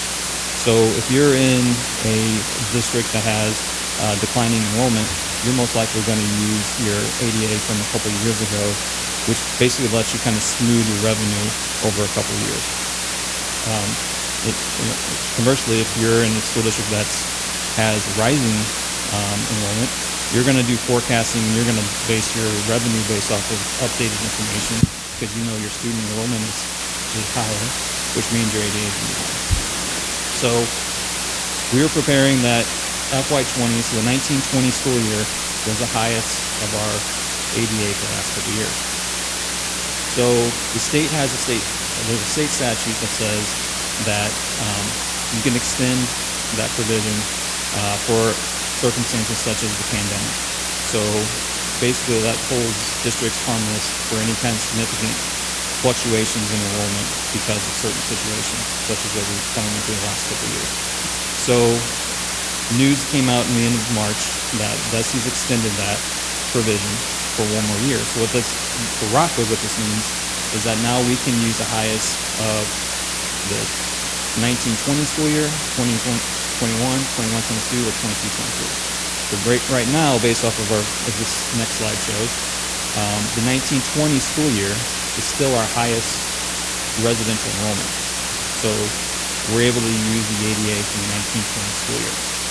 So the impact of that between December and when that came out in March is that our revenue, instead of an expected decrease in revenue of $3 million from state funding, we've been able to reverse that. And because we're using 1920, our revenue from state funding is essentially going to be flat compared to this year, but it picks up $2.4 million compared to what we originally reported. And again, that was related to just an extension by DESE to allow schools to have that provision and to extend basically the clause for ADA. So that impacts our basic formula, but it also impacts Prop C. A factor in Prop C is using ADA. So because of we're able to use the 1920 ADA, that allowed us to pick up Prop C money. So Prop C is really strong right now. We're up about 20% in Prop C. So that's the pass-through money from sales tax from our local economy. So it's up 20%, and then using our highest ADA, we're actually able to pick up another $1.7 million in revenue through 1920. The one thing I do want to go back to the previous slide on is just so where we were expecting in December the revenue to fall off for the 22-23 school year, we can't expect that provision is going to be extended another year. So at some point we're going to see that drop in revenue, and it's because of the factor of our residential enrollment. We're in a little bit of decline right now for residential enrollment. And the same will be true for Prop C. We'll see that the funding for that fall off as well in the 23-24 school year. And recently, in the last 2 weeks, we actually received information through the state's budget that was submitted to the governor's office that includes fully funding transportation. So it's the first time since 1991 that the state has done that. We cannot expect that to carry through every year. So we almost have to look at it as like a one-time increase in revenue. As you can see, the last couple of years, our transportation revenue averages between 1.3 and 1.7. Based on our current figures that we have from the state, we expect that to go up to 3.2 to 4.1 million. So there's a lot of factors that go in.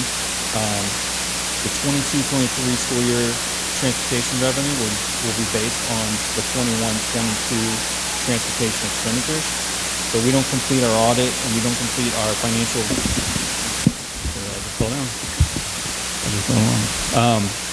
We don't complete our audit and financial reporting to the state until October. So we won't have a true number until October. But one of the, with that being essentially a one-time increase, we do have some upgrades in the transportation department that we may earmark that for, and we'll come back with a recommendation of how we can kind of utilize those funds, what we consider as a one-time, what we can expect as a one-time. Okay, so this is just a recap of our expenditures. Again, we expect a 22-23 expenditure budget of $249.7 million. You can see that we're heavily invested in our staff. Salaries and benefits make up 87% of our expenditures. And a few items that are included in the 22-23 operating expenditures include all the salary and benefit adjustments that have been approved by the board the last couple months. We have some funding through special school district. It's a pass-through, so we've increased our expenses for some positions that are being funded through SSD. So it's a reimbursement grant basically through them. And then we also include the 22-23 as the reinstatement of the Pathway Wellness Center, which will be opening back up in the fall. So that's all incorporated in this budget. Okay. Next, I think I'm going to hand it back to Paul to kind of round this up. Yes, so Dan spoke to our operating budget. As you can see, our operating budget's going to be about $250 million. So it's been fairly, it's up a little bit, but we've been in that range for a period of time. I'm going to spend a few minutes to really talk about some of our self-supporting programs that's outside the operating budget, just to kind of give you a recap, because some of these programs were impacted during the COVID environment. We're starting to see those things getting back to normal, but there's really four groups here. The first one, the largest, being child nutrition. In regards to child nutrition for this school year, all meals were provided to students free through the federal program. So our kitchen staff served a lot of meals with fewer staff members. They've worked really hard and done a great job this year. The bottom line is that they will have a substantial surplus due to those mechanics, and we're going to use some of the surplus out of child nutrition for this year to reinvest back into some of their equipment within their operation. For fiscal year 23, the free meal provision goes away. Actually, it goes away with the start of summer school this summer. So we'll go back to more of a normal setting to where there'll be reimbursement only for those that qualify for free and reduced meals. It'll look like it did before the pandemic. In regards to student activities, we're also seeing those things resume to normal activities. And then in regards to community education, we're starting to see registrations come back to us in a normal fashion, and we expect community ed to return to a black or positive position for this school year and projections for next year as well. Where they were impacted harshly during the shutdown, community ed actually had a spend down during the COVID environment. And the same thing with preschool. We're also seeing some normalcy back in those operations. So we should see our self-supporting operations which look like they did prior to the pandemic. And then other non-operating funds, I spoke briefly at the beginning about our debt service fund.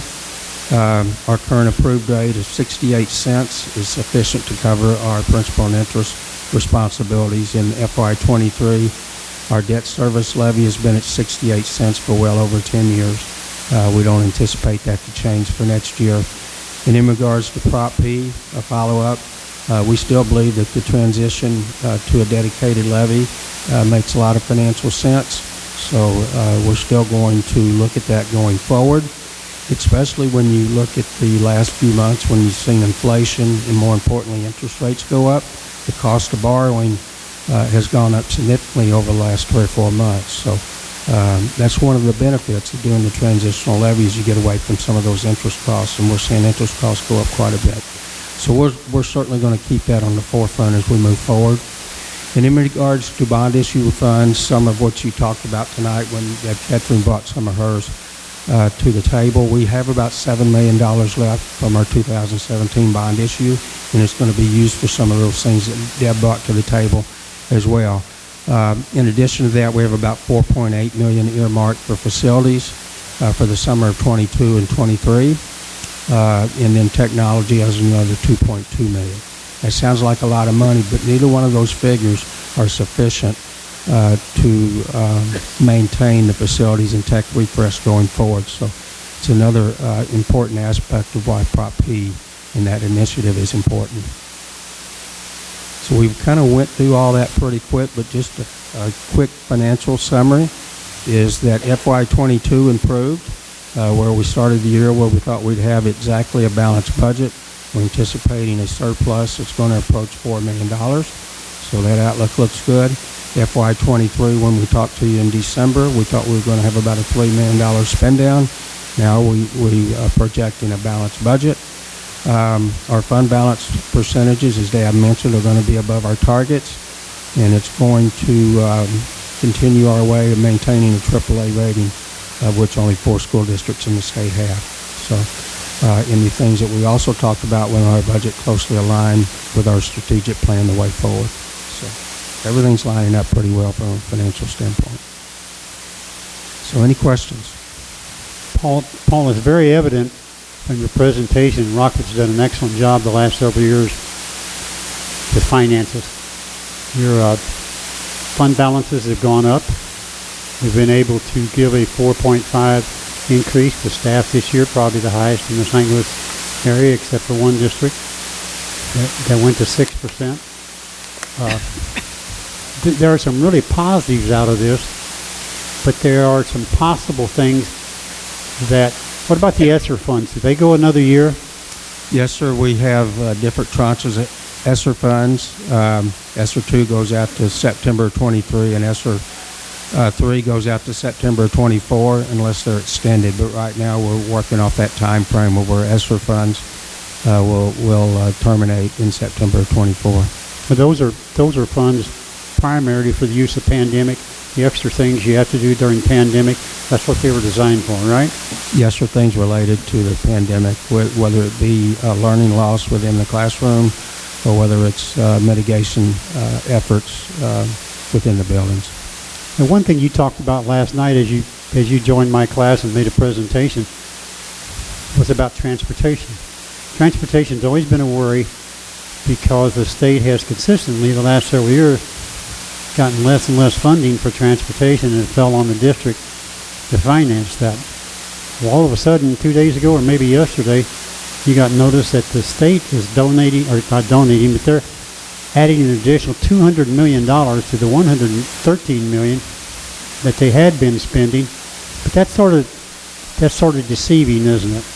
Because, as you explained last night, the legislature complained, not complained, but they said, congratulations, we're funding transportation fully. But in essence, their definition of fully is 75%. So that's a little tricky. And even with the transportation, we're having to pay a lot of money out of district money for transportation that maybe sometime in the past the state covered, or we hope that they covered. So we have an increasing cost on transportation just from the fuel bill and everything else, right? Yes, sir. So we're very happy that the legislature did approve additional funding for transportation, and it will be a benefit to all school districts across the state. But to your point, we spend about $9 million a year on transportation, and as Dan showed you earlier, this year we'll get about $1.7 million in reimbursement for those costs.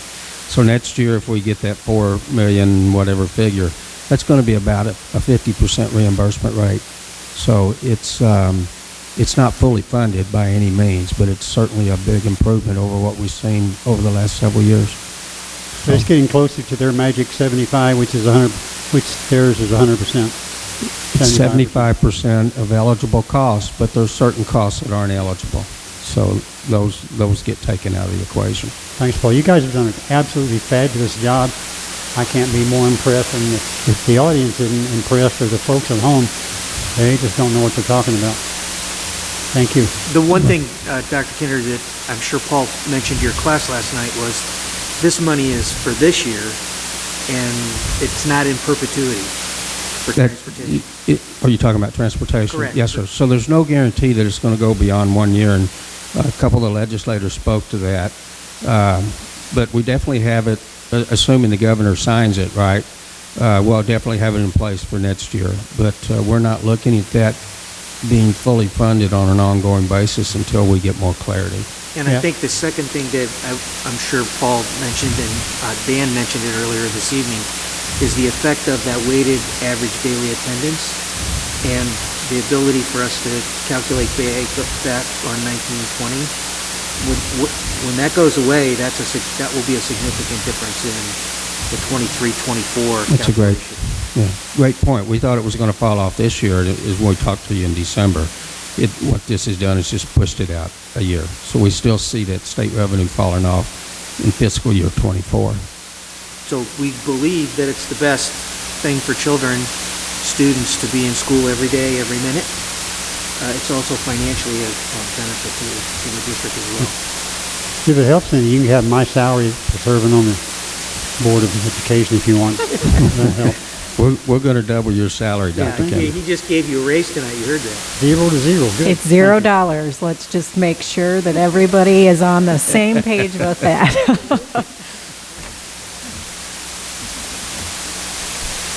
Any other questions or comments? Thank you both. I think Dr. Kinder said it all well. We appreciate both of you. Thank you.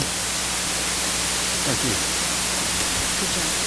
All right, so next up we have an additional, just information-only discussion from our COPE committee, who's going to give us an update. I believe they had a recent meeting, and so I'll turn it over. That's Randy Miller, Lynn Mignette, and Tammy Romberg. Thank you, Jamie. Yes, we had another productive meeting with COPE. We started off the meeting with a review of the board candidate orientation.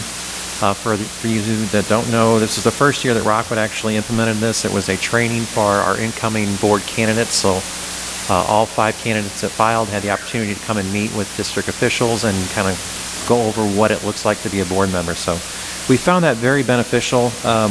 This coming election, we kind of thought maybe we'll mix it up a little bit and do kind of a scaled down version of that. When a candidate files for to be on the Board of Education, there's a window before we actually submit that to the state. So there's about a month or so, right, Janet, that they have to basically back out once they file. So we thought, why don't we do a smaller training between that time frame so that anyone who goes through that thinks, oh, wow, this is way too much, or this isn't what I thought it would be, can back out before Janet has to submit that. So we're going to actually do 2 trainings this year, a small version, and then we'll do a larger full-scale version like we did this year. And next on the agenda that we talked about was the new board member mentorship. Both Tamara and I have been selected to mentor our 2 new board members. So we just kind of talked about, shared what we're doing for our board members, kind of the good, the bad, what can we do to improve, and then going forward what that looks like, how we can take care of this next year as well. And then we also discussed the town hall meetings with Dr. Kane. So he will start July 1 here. I was happy to find out there's already a plan in place, so this is fantastic.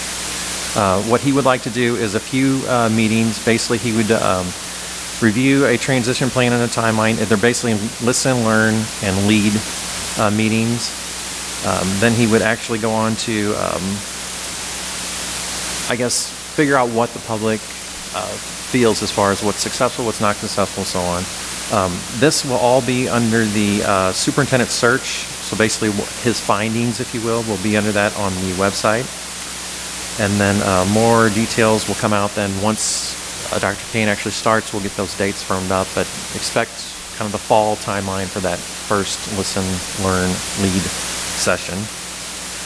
And then we will be sharing more of that information, though, once he comes on again with full schedule. So again, we'll have more meetings after the fall. He'll schedule some more then with the public to kind of inform as to where he plans on taking the district. And with that, I will turn it over to Tammy to talk about MSIP 6. We're excited to look at MSIP 6, which will be looking at a new strategic plan for our district. And within MSIP 6 from the state, there's a very large section that involves the board this year. It gives much more accountability for the board and a direct relationship from the activities of the board, our actions to student achievement. One part of this is going to be a self-study of the board, a self-evaluation, and there's going to be a lot of information that comes from that will guide the board in terms of our direction and our actions. we need to have a baseline from that evaluation to determine what goals we set, and then be accountable for the goals that we set as a board for our district, and that they are all aligned to the way forward, whatever the new strategic plan looks like for our district. That will be a change in some of our work session protocols, so that we can accommodate enough time, and Lynn Mignette's going to talk about those work sessions, but time for the board to dig in deep and dig into some of the topics that are that will surface from our self-evaluation, so that we can do the best job that we can to meet the MSEP requirements for our district. So as Tammy said, we spent a lot of time talking about how do we do the work? How do we make sure that we are doing what we need to be doing to move the district forward, and how that looks with MSEP, which stands for Missouri School Improvement Plan, which is a DESE mandated process. But we love it. We love it. Always have. So as I've reported before, we historically, in the past 5 years, have had probably 2 work sessions a year. One is usually in the fall, and the other one is in the summer. So we're planning our summer work session sometime in July, late July, early August. Again, wanting Dr. Kane to be here and be with us. How long that will be, maybe 4 hours, maybe all day, where Janet is soliciting information as far as topics for that. But some of the things that we have talked about for topics, our Sunshine Law, working for all students without exception, making sure that our focus is for every single student in our school district. Aisha talked very nicely about that, and I appreciate that your emphasis on all students. Just how we operate as board members. What does it look when we go into a building and visit? Could maybe putting some guidelines for that, and again memorializing that as we have to report the work that we're doing through MSEP. The board self-evaluation process, our communication process, and how we work with the superintendent, and how we do the superintendent's evaluation, right? So those will be just a few topics that we will be diving into this summer.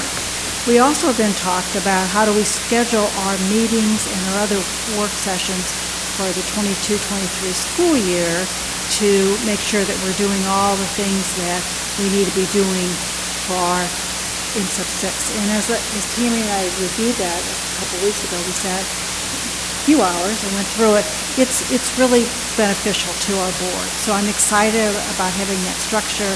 I'm excited about having this team to work with and bring that forward, and really to help improve the district.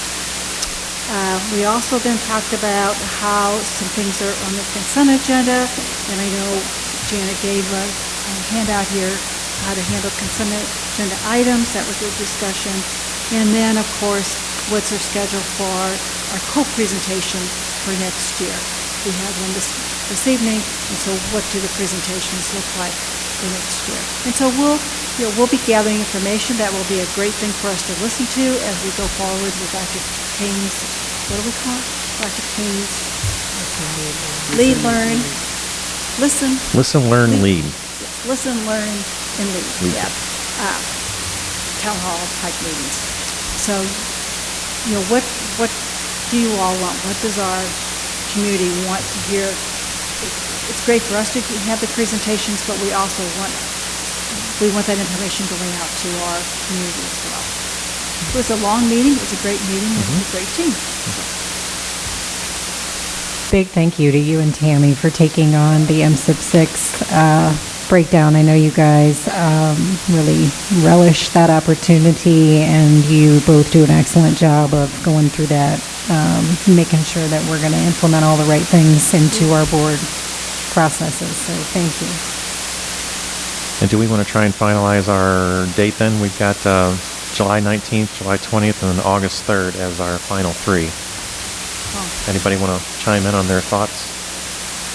What were the 2 dates again, Randy? It's July 19th, July 20th, and August 3rd. The 19th and the 20th are afternoon only, so if we feel like we want to do more than a couple hours, remember we also have our mandatory yearly training with MSBA that we'll have to do. That's about an hour, so figure an hour lost just to that. If we feel like we need more time, then we should probably look at the August 3rd because everybody's available both morning and afternoon that day. Well, didn't it say all three of we're all available all 3 days? That is correct, yes. Right now, currently, but the thing is that the 2 in July are only half days. So if we think we need more time than a half day, then we need to probably look at that August date. I kind of wonder if that hour of training that we need, if we should just consider that for a different opportunity, simply because Jessica and Izzy, I believe, will both receive that during their session. Tammy, you're caught up for 3 years, I think, so you're good. So I think it's just leaving a few of us, and so we can check at where we're at and who needs which training, and maybe we just, those of us that need it, come an hour early for a board meeting and go through it, or something like that. That's just a suggestion in case we choose just an afternoon, then it gives us more time to focus on this Great idea. topics. So what do you want? So could I suggest August 3rd so that we've got that full day? And then you can work around your training on one of the other days or before. August 3rd? Let's see. I'm only in my calendar's okay. Now that I'm retired, it's fine. Is that what you want? August 3rd? What time? What time? We can do all day if you want to do all day. Couldn't hear you, Janet. Everybody's available in the morning and in the afternoon on August 3rd. So we could do 6 hours, we could do whatever time you want. Let's do 12. 12, yeah. I do think if we're gonna start digging into MSIP 6, which is our intent, we're gonna need a full day. Full day, like 8 hours. At least 6. Okay. Right, I feel like 8 is usually non-productive after a certain I'd point. say 6 hours is probably a good time, because that gives us a break in between 3 hours and 3 hours to digest some of the material, make the actions, and we're obviously not going to accomplish everything in those 6 hours, but it'll give us a good start without having to stop and start. So stay like at 9 o'clock start time? 9 o'clock sounds And great. then we'll just go from there, and I'll send out an invite to everybody so it's on your calendar. Okay? You're the best. So what did you all choose on that end of the board? We're meeting at 9 o'clock on the 3rd, Keith. It's a Wednesday. We'll have coffee. Yes, we'll have coffee and things. 9 o'clock. Yes. Please put it down in your calendar. Is that the central office? I'll find a location, and it'll To be be on the determined. invitation. Okay. Thank you for that end of the board. Any other COPE questions or comments or anything from either what we heard, or did you guys cover everything you wanted to cover? We did, yes. Thank Okay. you very much. Appreciate it. All right, then, let's move to the proposed agenda for the June 9th, 2022 Board of Education meeting. Should be up on the screen behind us. We still have 2 board meetings in June, don't we? We do. Plus graduation. Yes, 4 graduations coming right up, which is the next item. If there's nothing on the agenda, then there is future agenda presentations and events to attend, including this Friday's Rockwood Relay for Life event at Eureka Early Childhood Center, so right down the road from here. And then Saturday, June 11th, so after graduations, the 10th is new board member training. The 11th is for everybody that would like to attend. I know we all need to get our RSVPs to Janet for that. And then our week of graduations is coming up after Memorial Day, Wednesday, Thursday, Friday, Saturday. So everybody check your caps and gowns that you have to take home tonight and make sure, not your caps, just your gowns. Make sure everything fits everybody, and if you want to wear a cap, that'll be new. So I think that is all. So we will move into the second patron comment portion of our evening. And thank you, everybody, for your patience this evening. We had a lot of great things to get through, so I have a short piece to read here regarding that. So we will now hear from those Rockwood patrons who've signed up to speak about non-agenda items. As a reminder, each speaker will be limited to 3 minutes. Please remember that comments about individual employees and/or students will not be permitted in public session. We expect that you will remain civil and respectful in your remarks, and if anyone becomes disruptive, we reserve the right to cut your 3 minutes short. For your convenience, our 3-minute time clock is ready. First speaker is Colin Smith, and after Colin, it'll be Jane Leahy Smith.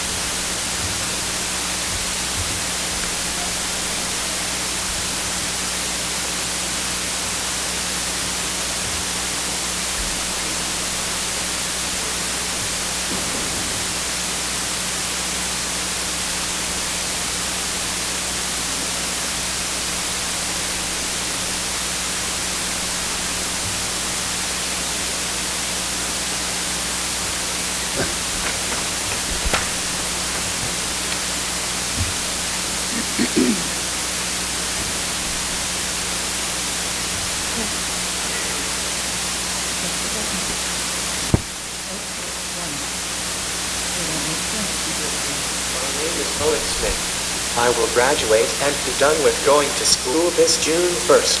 I go to Rockwood for 17 years. I am 21 years old. I am super senior at Eureka. My brother Devin is also super senior, but he came Rockwood later. My mom will tell you more about me and my brother Devin, but I need to give thanks to all the people that helped me all these years when I go to school. Most helped Devin too. I start with early childhood and love Mr. Barla and Nurse Linda. They kept me safe and my teacher Karen was awesome. I went with my sister to preschool. I try to be good but so scared. I get bigger and grow up some, and Miss Alice drove me to school to kindergarten. She came up the big hill to get me. And I was so scared to go kindergarten, and I hid under desk a whole year in Miss Cox's room. I loved my SSD room and all my staff, but noise and all that extra stuff made me scared. I did better with Mrs. Newman and Mrs. Z. They worked hard and I grew better. In Rockwood, I was a Cub Scout and a Boy Scout. So was Devin.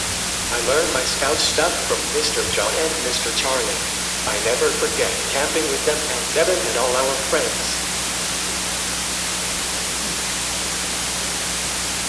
I did go to Salcedo School, where I learned I like lizards. I earned a lizard by not spitting on Mrs. Chivalry's wound. Now I have 2 bearded dragons, and my comedian died last fall, but I'm getting me one for graduation present soon. I love Russell. They gave me a shredder, and I learned to shred and build the glass, and not spit at people or be a problem with bad touching. I love my shop teacher, Mr. Big, and the school nurse. Years while God taught me to be independent and take my own blood sugar and made me learn myself. She tried to help me so I grow up safe. I love Nurse Johnny. Lots of people got there, not forgot my whole principle that I love yourself. Never go to your first, but we say no. I will.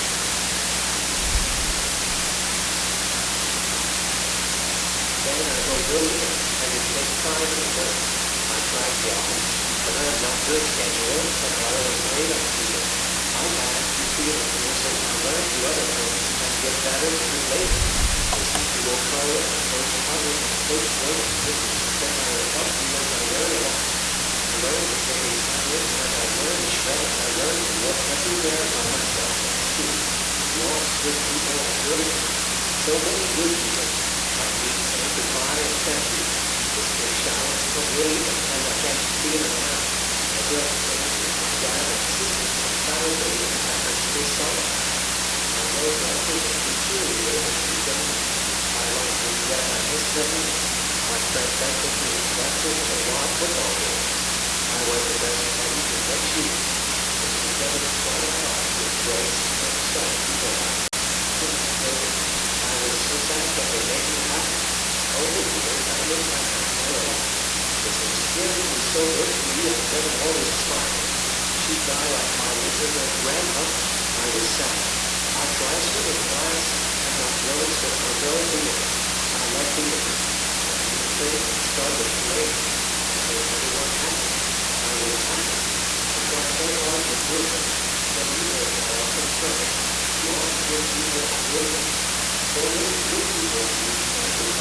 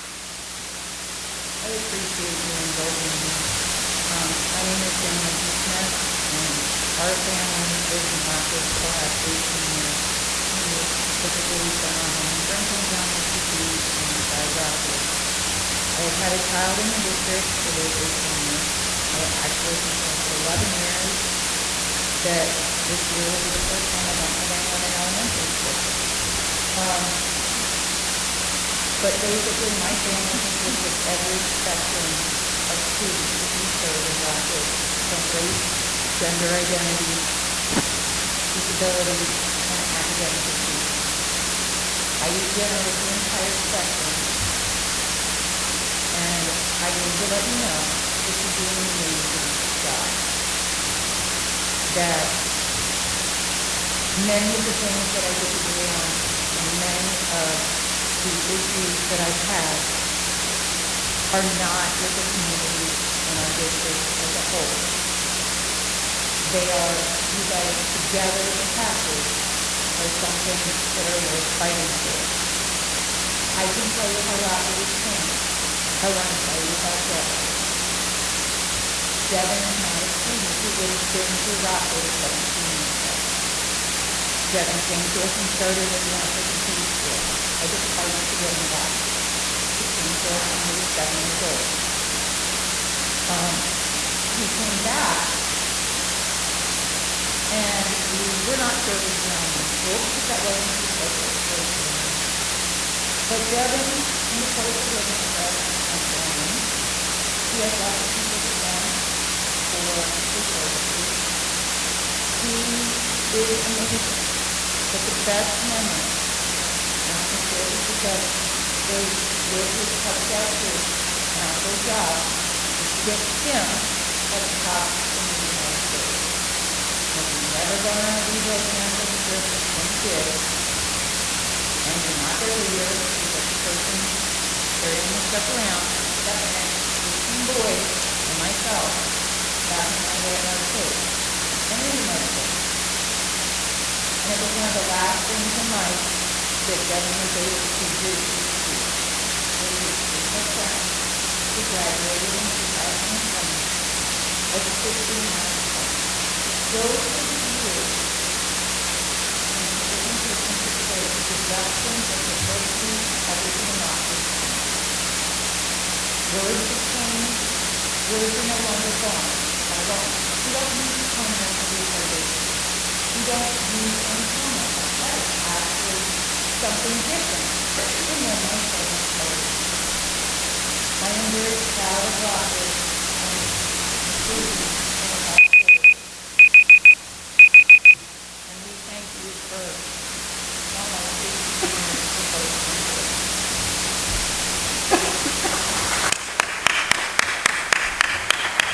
Our next speaker is Sarah Steele, and after that, Danielle Muir.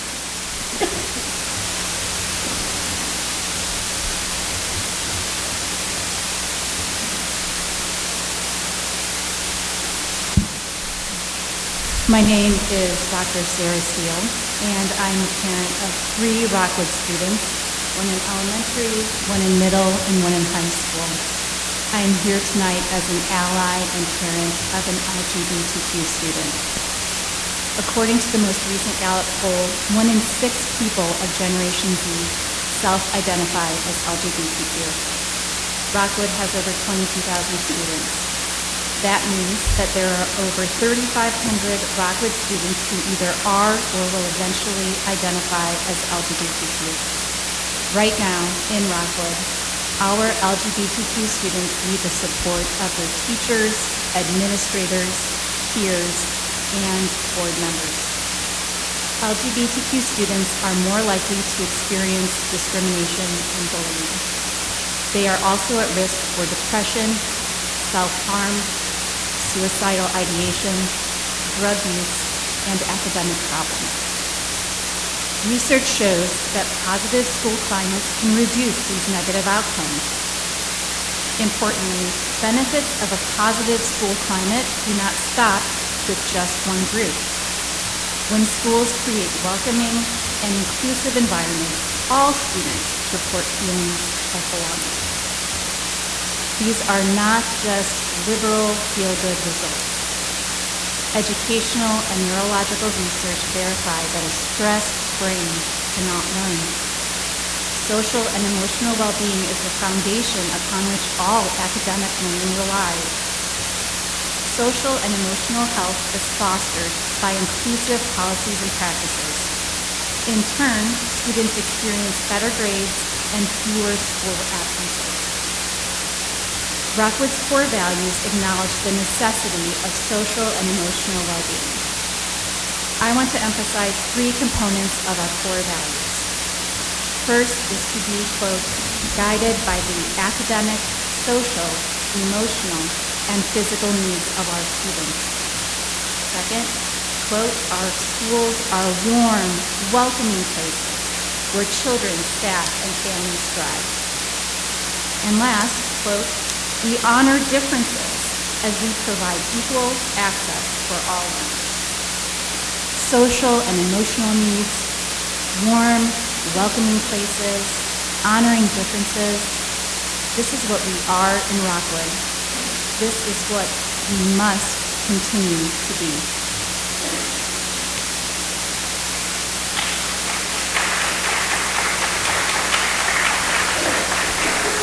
Next speaker is Danielle Muir, and after that, Tara Miller. Hello, my name is Danielle Muir. I use she, her, or they, them pronouns. I've been a resident of Rockwood since 2008, and am currently the parent to one of the many wonderful LGBTQ students in our district. I said, quote, currently, because there was a time when my kiddo wasn't wonderful. Back in elementary school, my kiddo's teachers and coaches started reaching out to me with increasing frequency about their concerns. He wasn't engaging in school, his grades and test scores were declining, he wasn't participating with his team, and in spite of our best educated guesses, based on decades of combined experience in the classroom teaching or on the court coaching, not a single adult who knew my child anticipated that he was transgender. Whereas I struggled because I felt I had failed as a parent, I witnessed my child thriving for the first time. His standardized test scores that had steadily declined for years immediately improved by 44 percentile points, from the 30th up to the 74th percentile, within weeks of coming out and being affirmed as transgender. Imagine where he could be now if he hadn't had that weight on his shoulders for years. We know that research shows supporting our students both socially and emotionally results in better academic outcomes. My kiddo knows firsthand how important it is to have supportive teachers, staff, classmates, and family, which is why as a 7th grader, he testified in Jefferson City in opposition to Missouri's Don't Say Gay bill, like the one that recently passed down in Florida. In the past 3 legislative sessions, he's testified in opposition to more than a dozen pieces of anti-LGBTQ legislation that would harm his friends, his healthcare team, and his family. Instead of banning books that represent my child, there should be books in our libraries that honor his integrity and his courage. I hope that Rockwood celebrates all our students, especially those who are brave enough to stand up for those who are marginalized. For students, staff, and community members who identify as LGBTQ, please know you are not alone. There's a large group of families here tonight wearing purple and We Love Rockwood t-shirts, and we prepared a list of resources to distribute to anyone who would like information to take home with you. For those watching from home and who need help right away, Please know that the Trevor Project has help available 24 hours a day, 7 days a week, via text, phone call, and online chats at thetrevorproject.org. We have a local, Squish, we have Transparent USA. Please know that we're here and we're here to help. Thank you. Next speaker, Tara Miller, and after that, James Thoreau.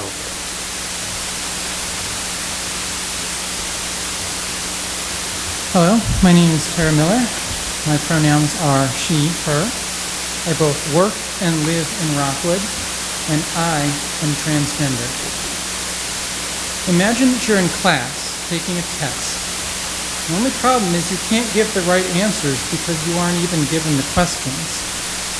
Would you feel frustrated? Lost? It wouldn't feel right, would it? From a young age, something didn't feel right. I didn't seem to belong.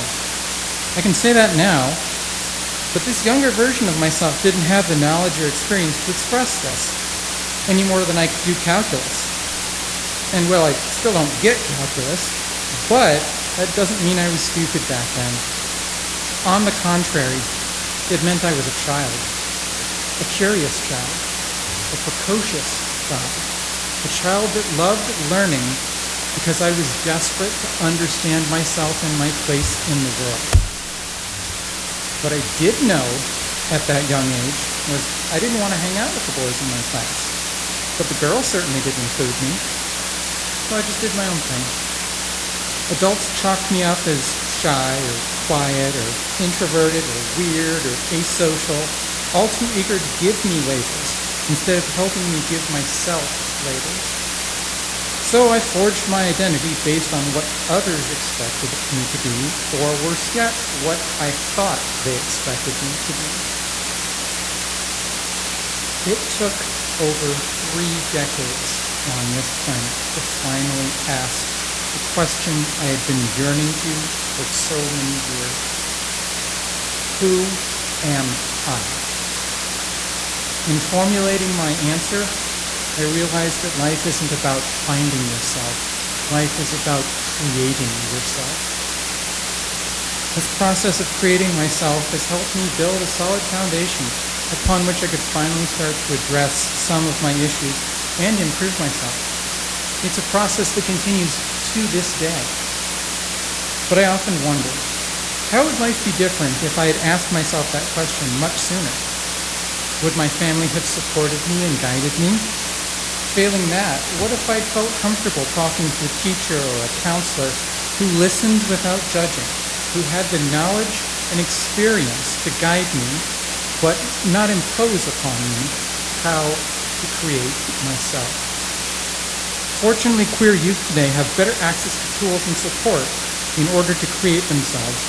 And while I could be envious of that, isn't that how it should be? As custodians of education, it is our job to leave the world in better shape than we found it by ensuring all students realize their potential.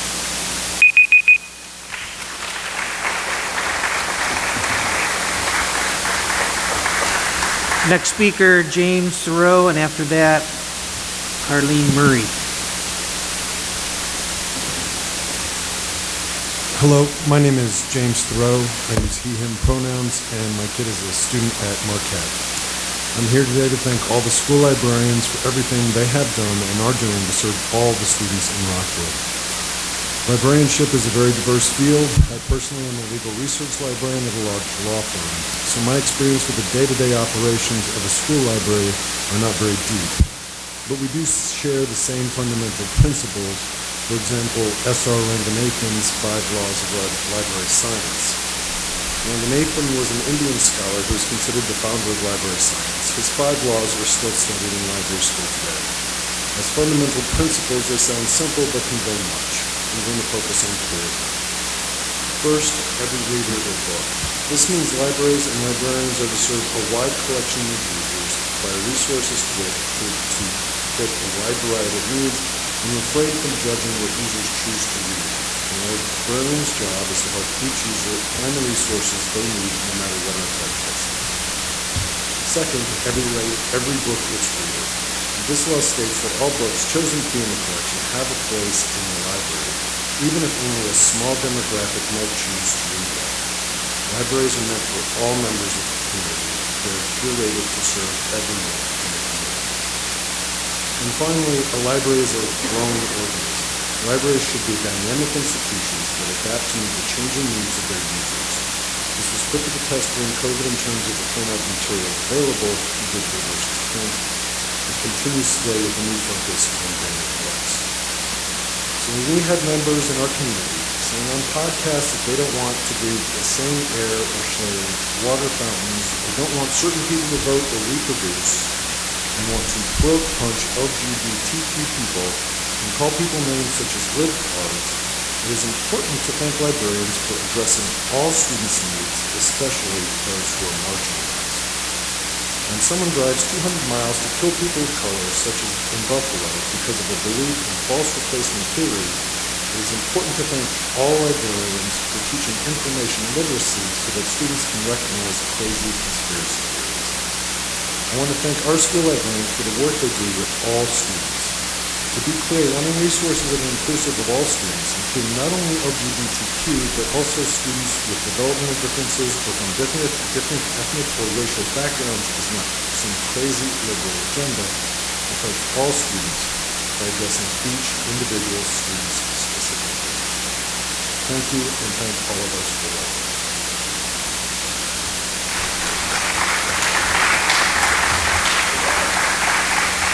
Next speaker is Carlene Murray, and after that is Ben Murray.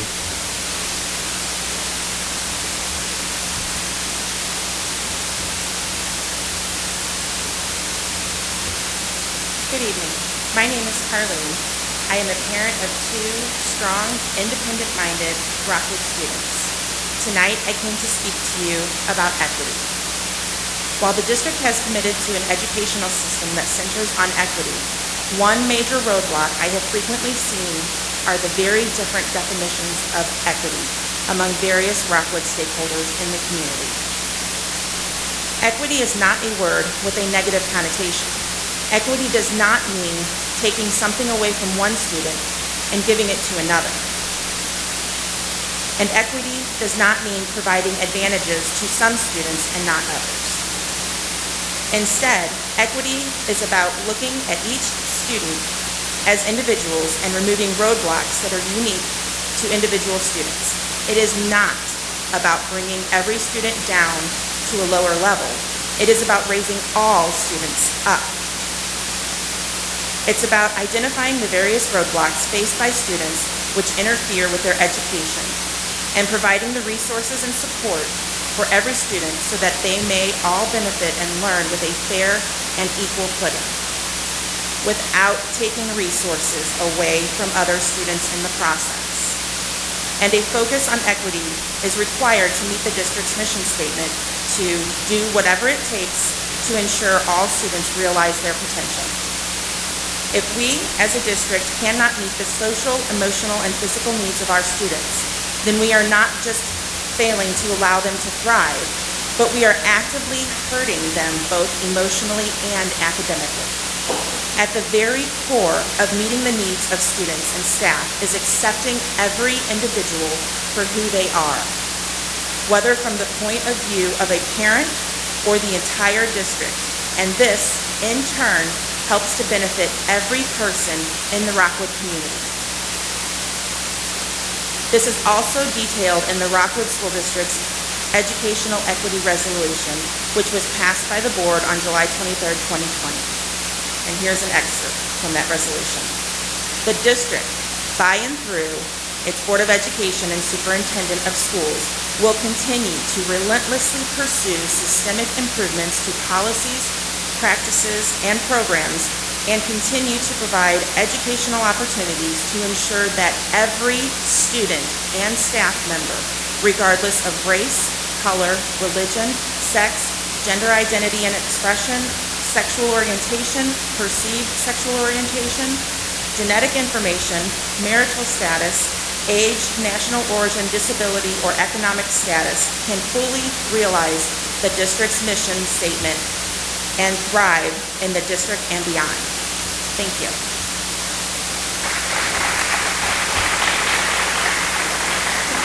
Next speaker, Ben Murray, and after that, Abe Murray.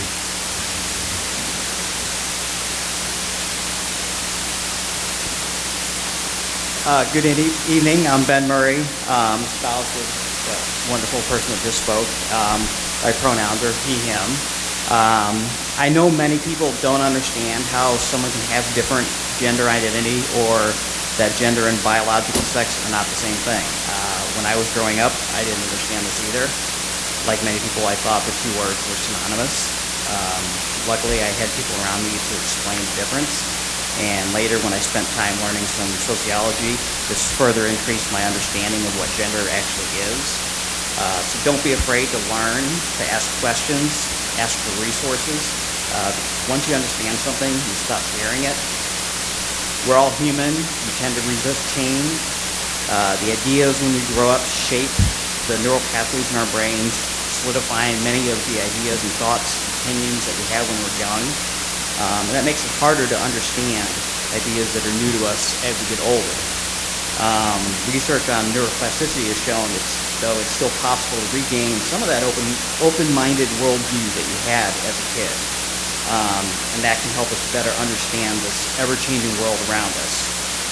And most of the change is good. You look throughout history and think about the progress humanity has made. Most of that progress encountered resistance and took a lot of work to overcome. People thought that allowing women to vote would destroy democracy. Instead, it strengthened it a lot. When the record player was first invented, musicians thought it would destroy their careers and that no one would enjoy live music anymore.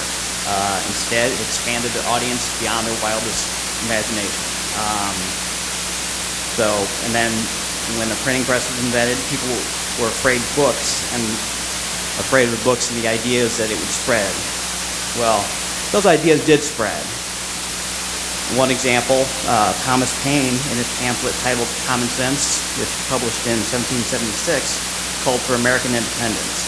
It helped many people to identify as American instead of British, which helped guide the resistance toward British trade restrictions and taxes to the more specific goal of American independence. Without the printing press, Paine's ideas would not have had the reach they did.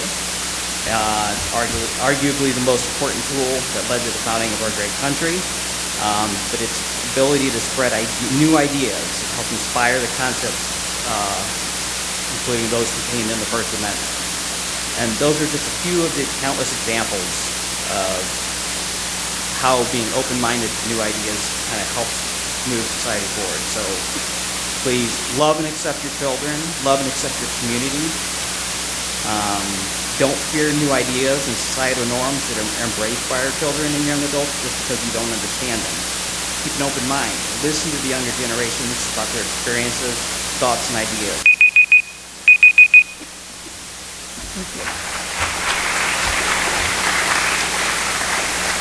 Next speaker is Ed Murray, and after that, Samuel File.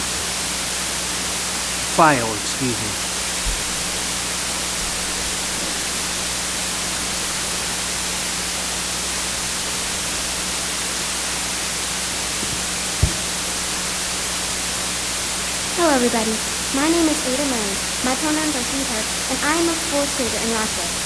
I'm here because I heard about this meeting and wanted to say something. I, as a kid, know how it feels to be pushed around by a joke, but I don't know how it feels to be pushed around by homophobic jokes, and I don't want to know. I'm lucky enough to have parents that will support me for growing up. I asked a bunch of kids at my school about the LGBTQ community, and almost all of them said they were part of it or are friends and allies. Also, they said they experience hate because they're part of the community. But a school isn't a place to hate. It's a place to learn, make friends, and be happy. Thanks for listening.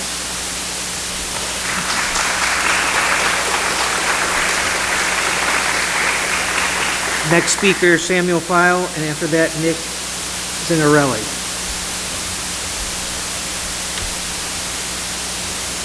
Hello, my name is Samuel File. I'm a senior over at Rockwood Summit. I owe much of my academic success to the Rockwood School District, which I've attended since kindergarten.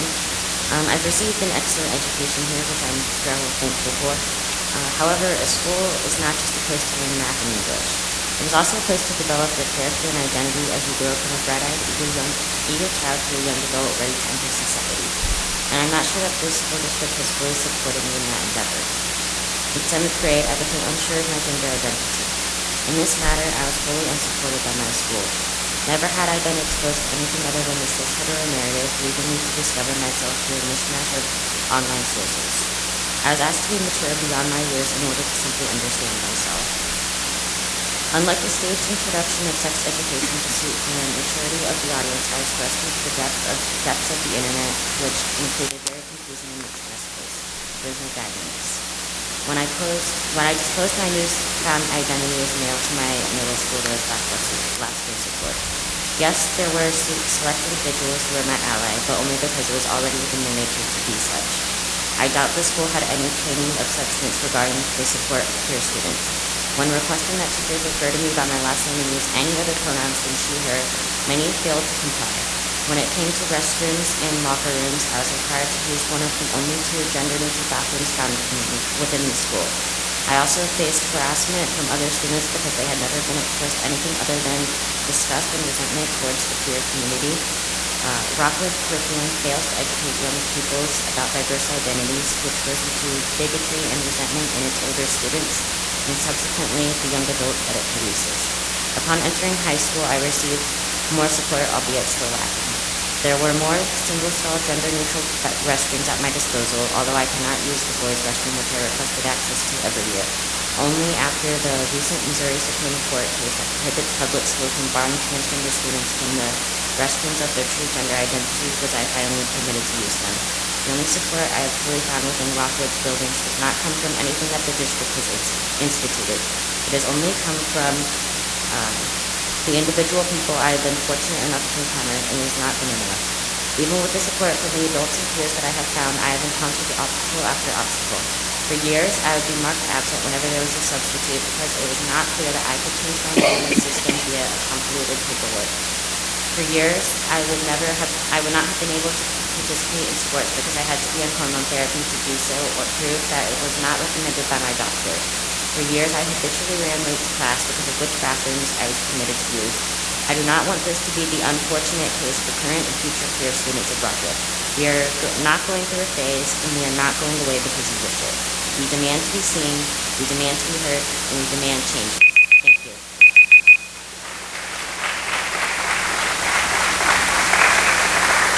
Next speaker is Nick Zingarelli, and after that, Krista Tavis.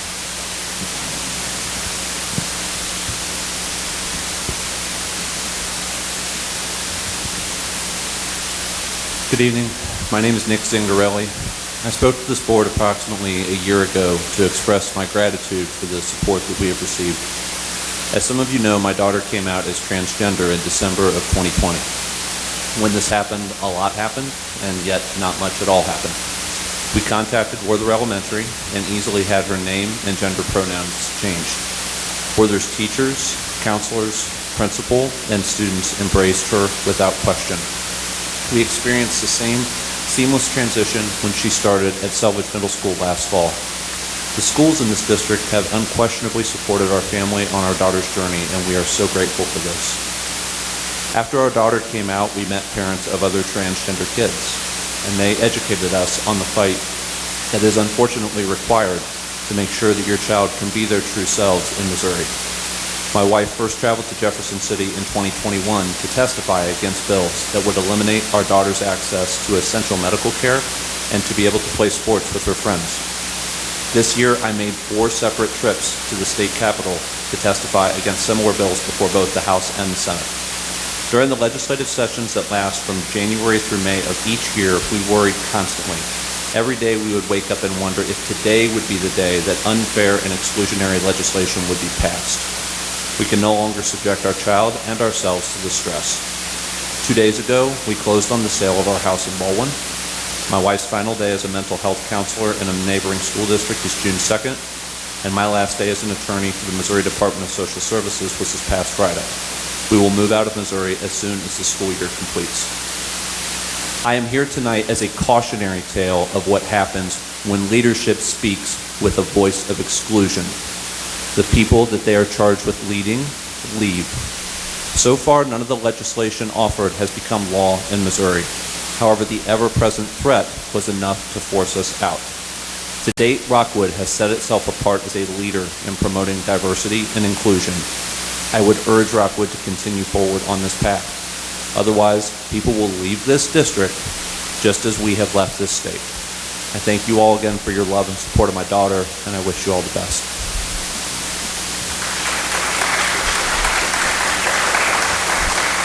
Our last speaker is Krista Tavis. My name is Reverend Krista Taves. My pronouns are she, her. I'm a Rockwood resident, and I serve as the minister of Elliott Unitarian Chapel, where many of the kids I've ministered to attend Rockwood schools. As a sexual minority, I know what bullying looks like. By the time I was 11 years old, I was already being bullied. I was called names, ridiculed, and shunned. I knew the bullying was to hurt me, to make me feel badly about myself, and to keep me from existing, and it almost worked. The bullying is one of the reasons I stayed in the closet as long as I could. I tried to bury everything. As a teenager, all you want to do is fit in, and I did the best I could. But suppressing who I was didn't work. I became suicidal and depressed. It took a long time to heal, to accept who I was, to embrace it. So believe me when I say that I know what bullying looks like. One of our school board trustees has publicly ridiculed, diminished, demonized, and dehumanized those who identify as lesbian, gay, bisexual, transgender, and queer, and through their example is giving permission to others to do the same thing.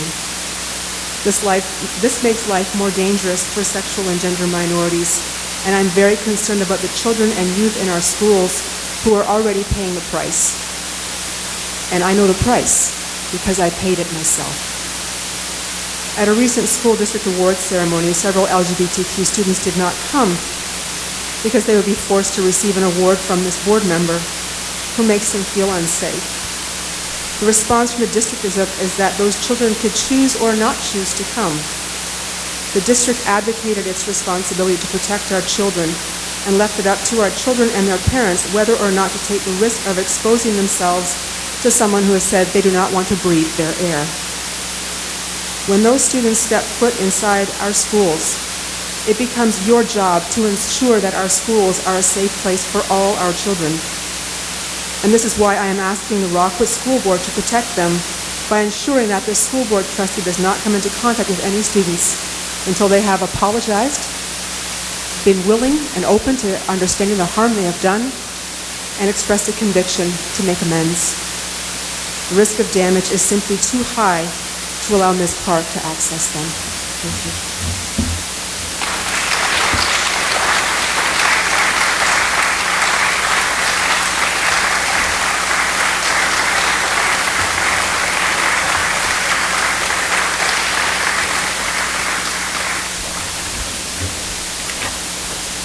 That concludes our meeting for this evening. It is 9:34, and we will adjourn the meeting.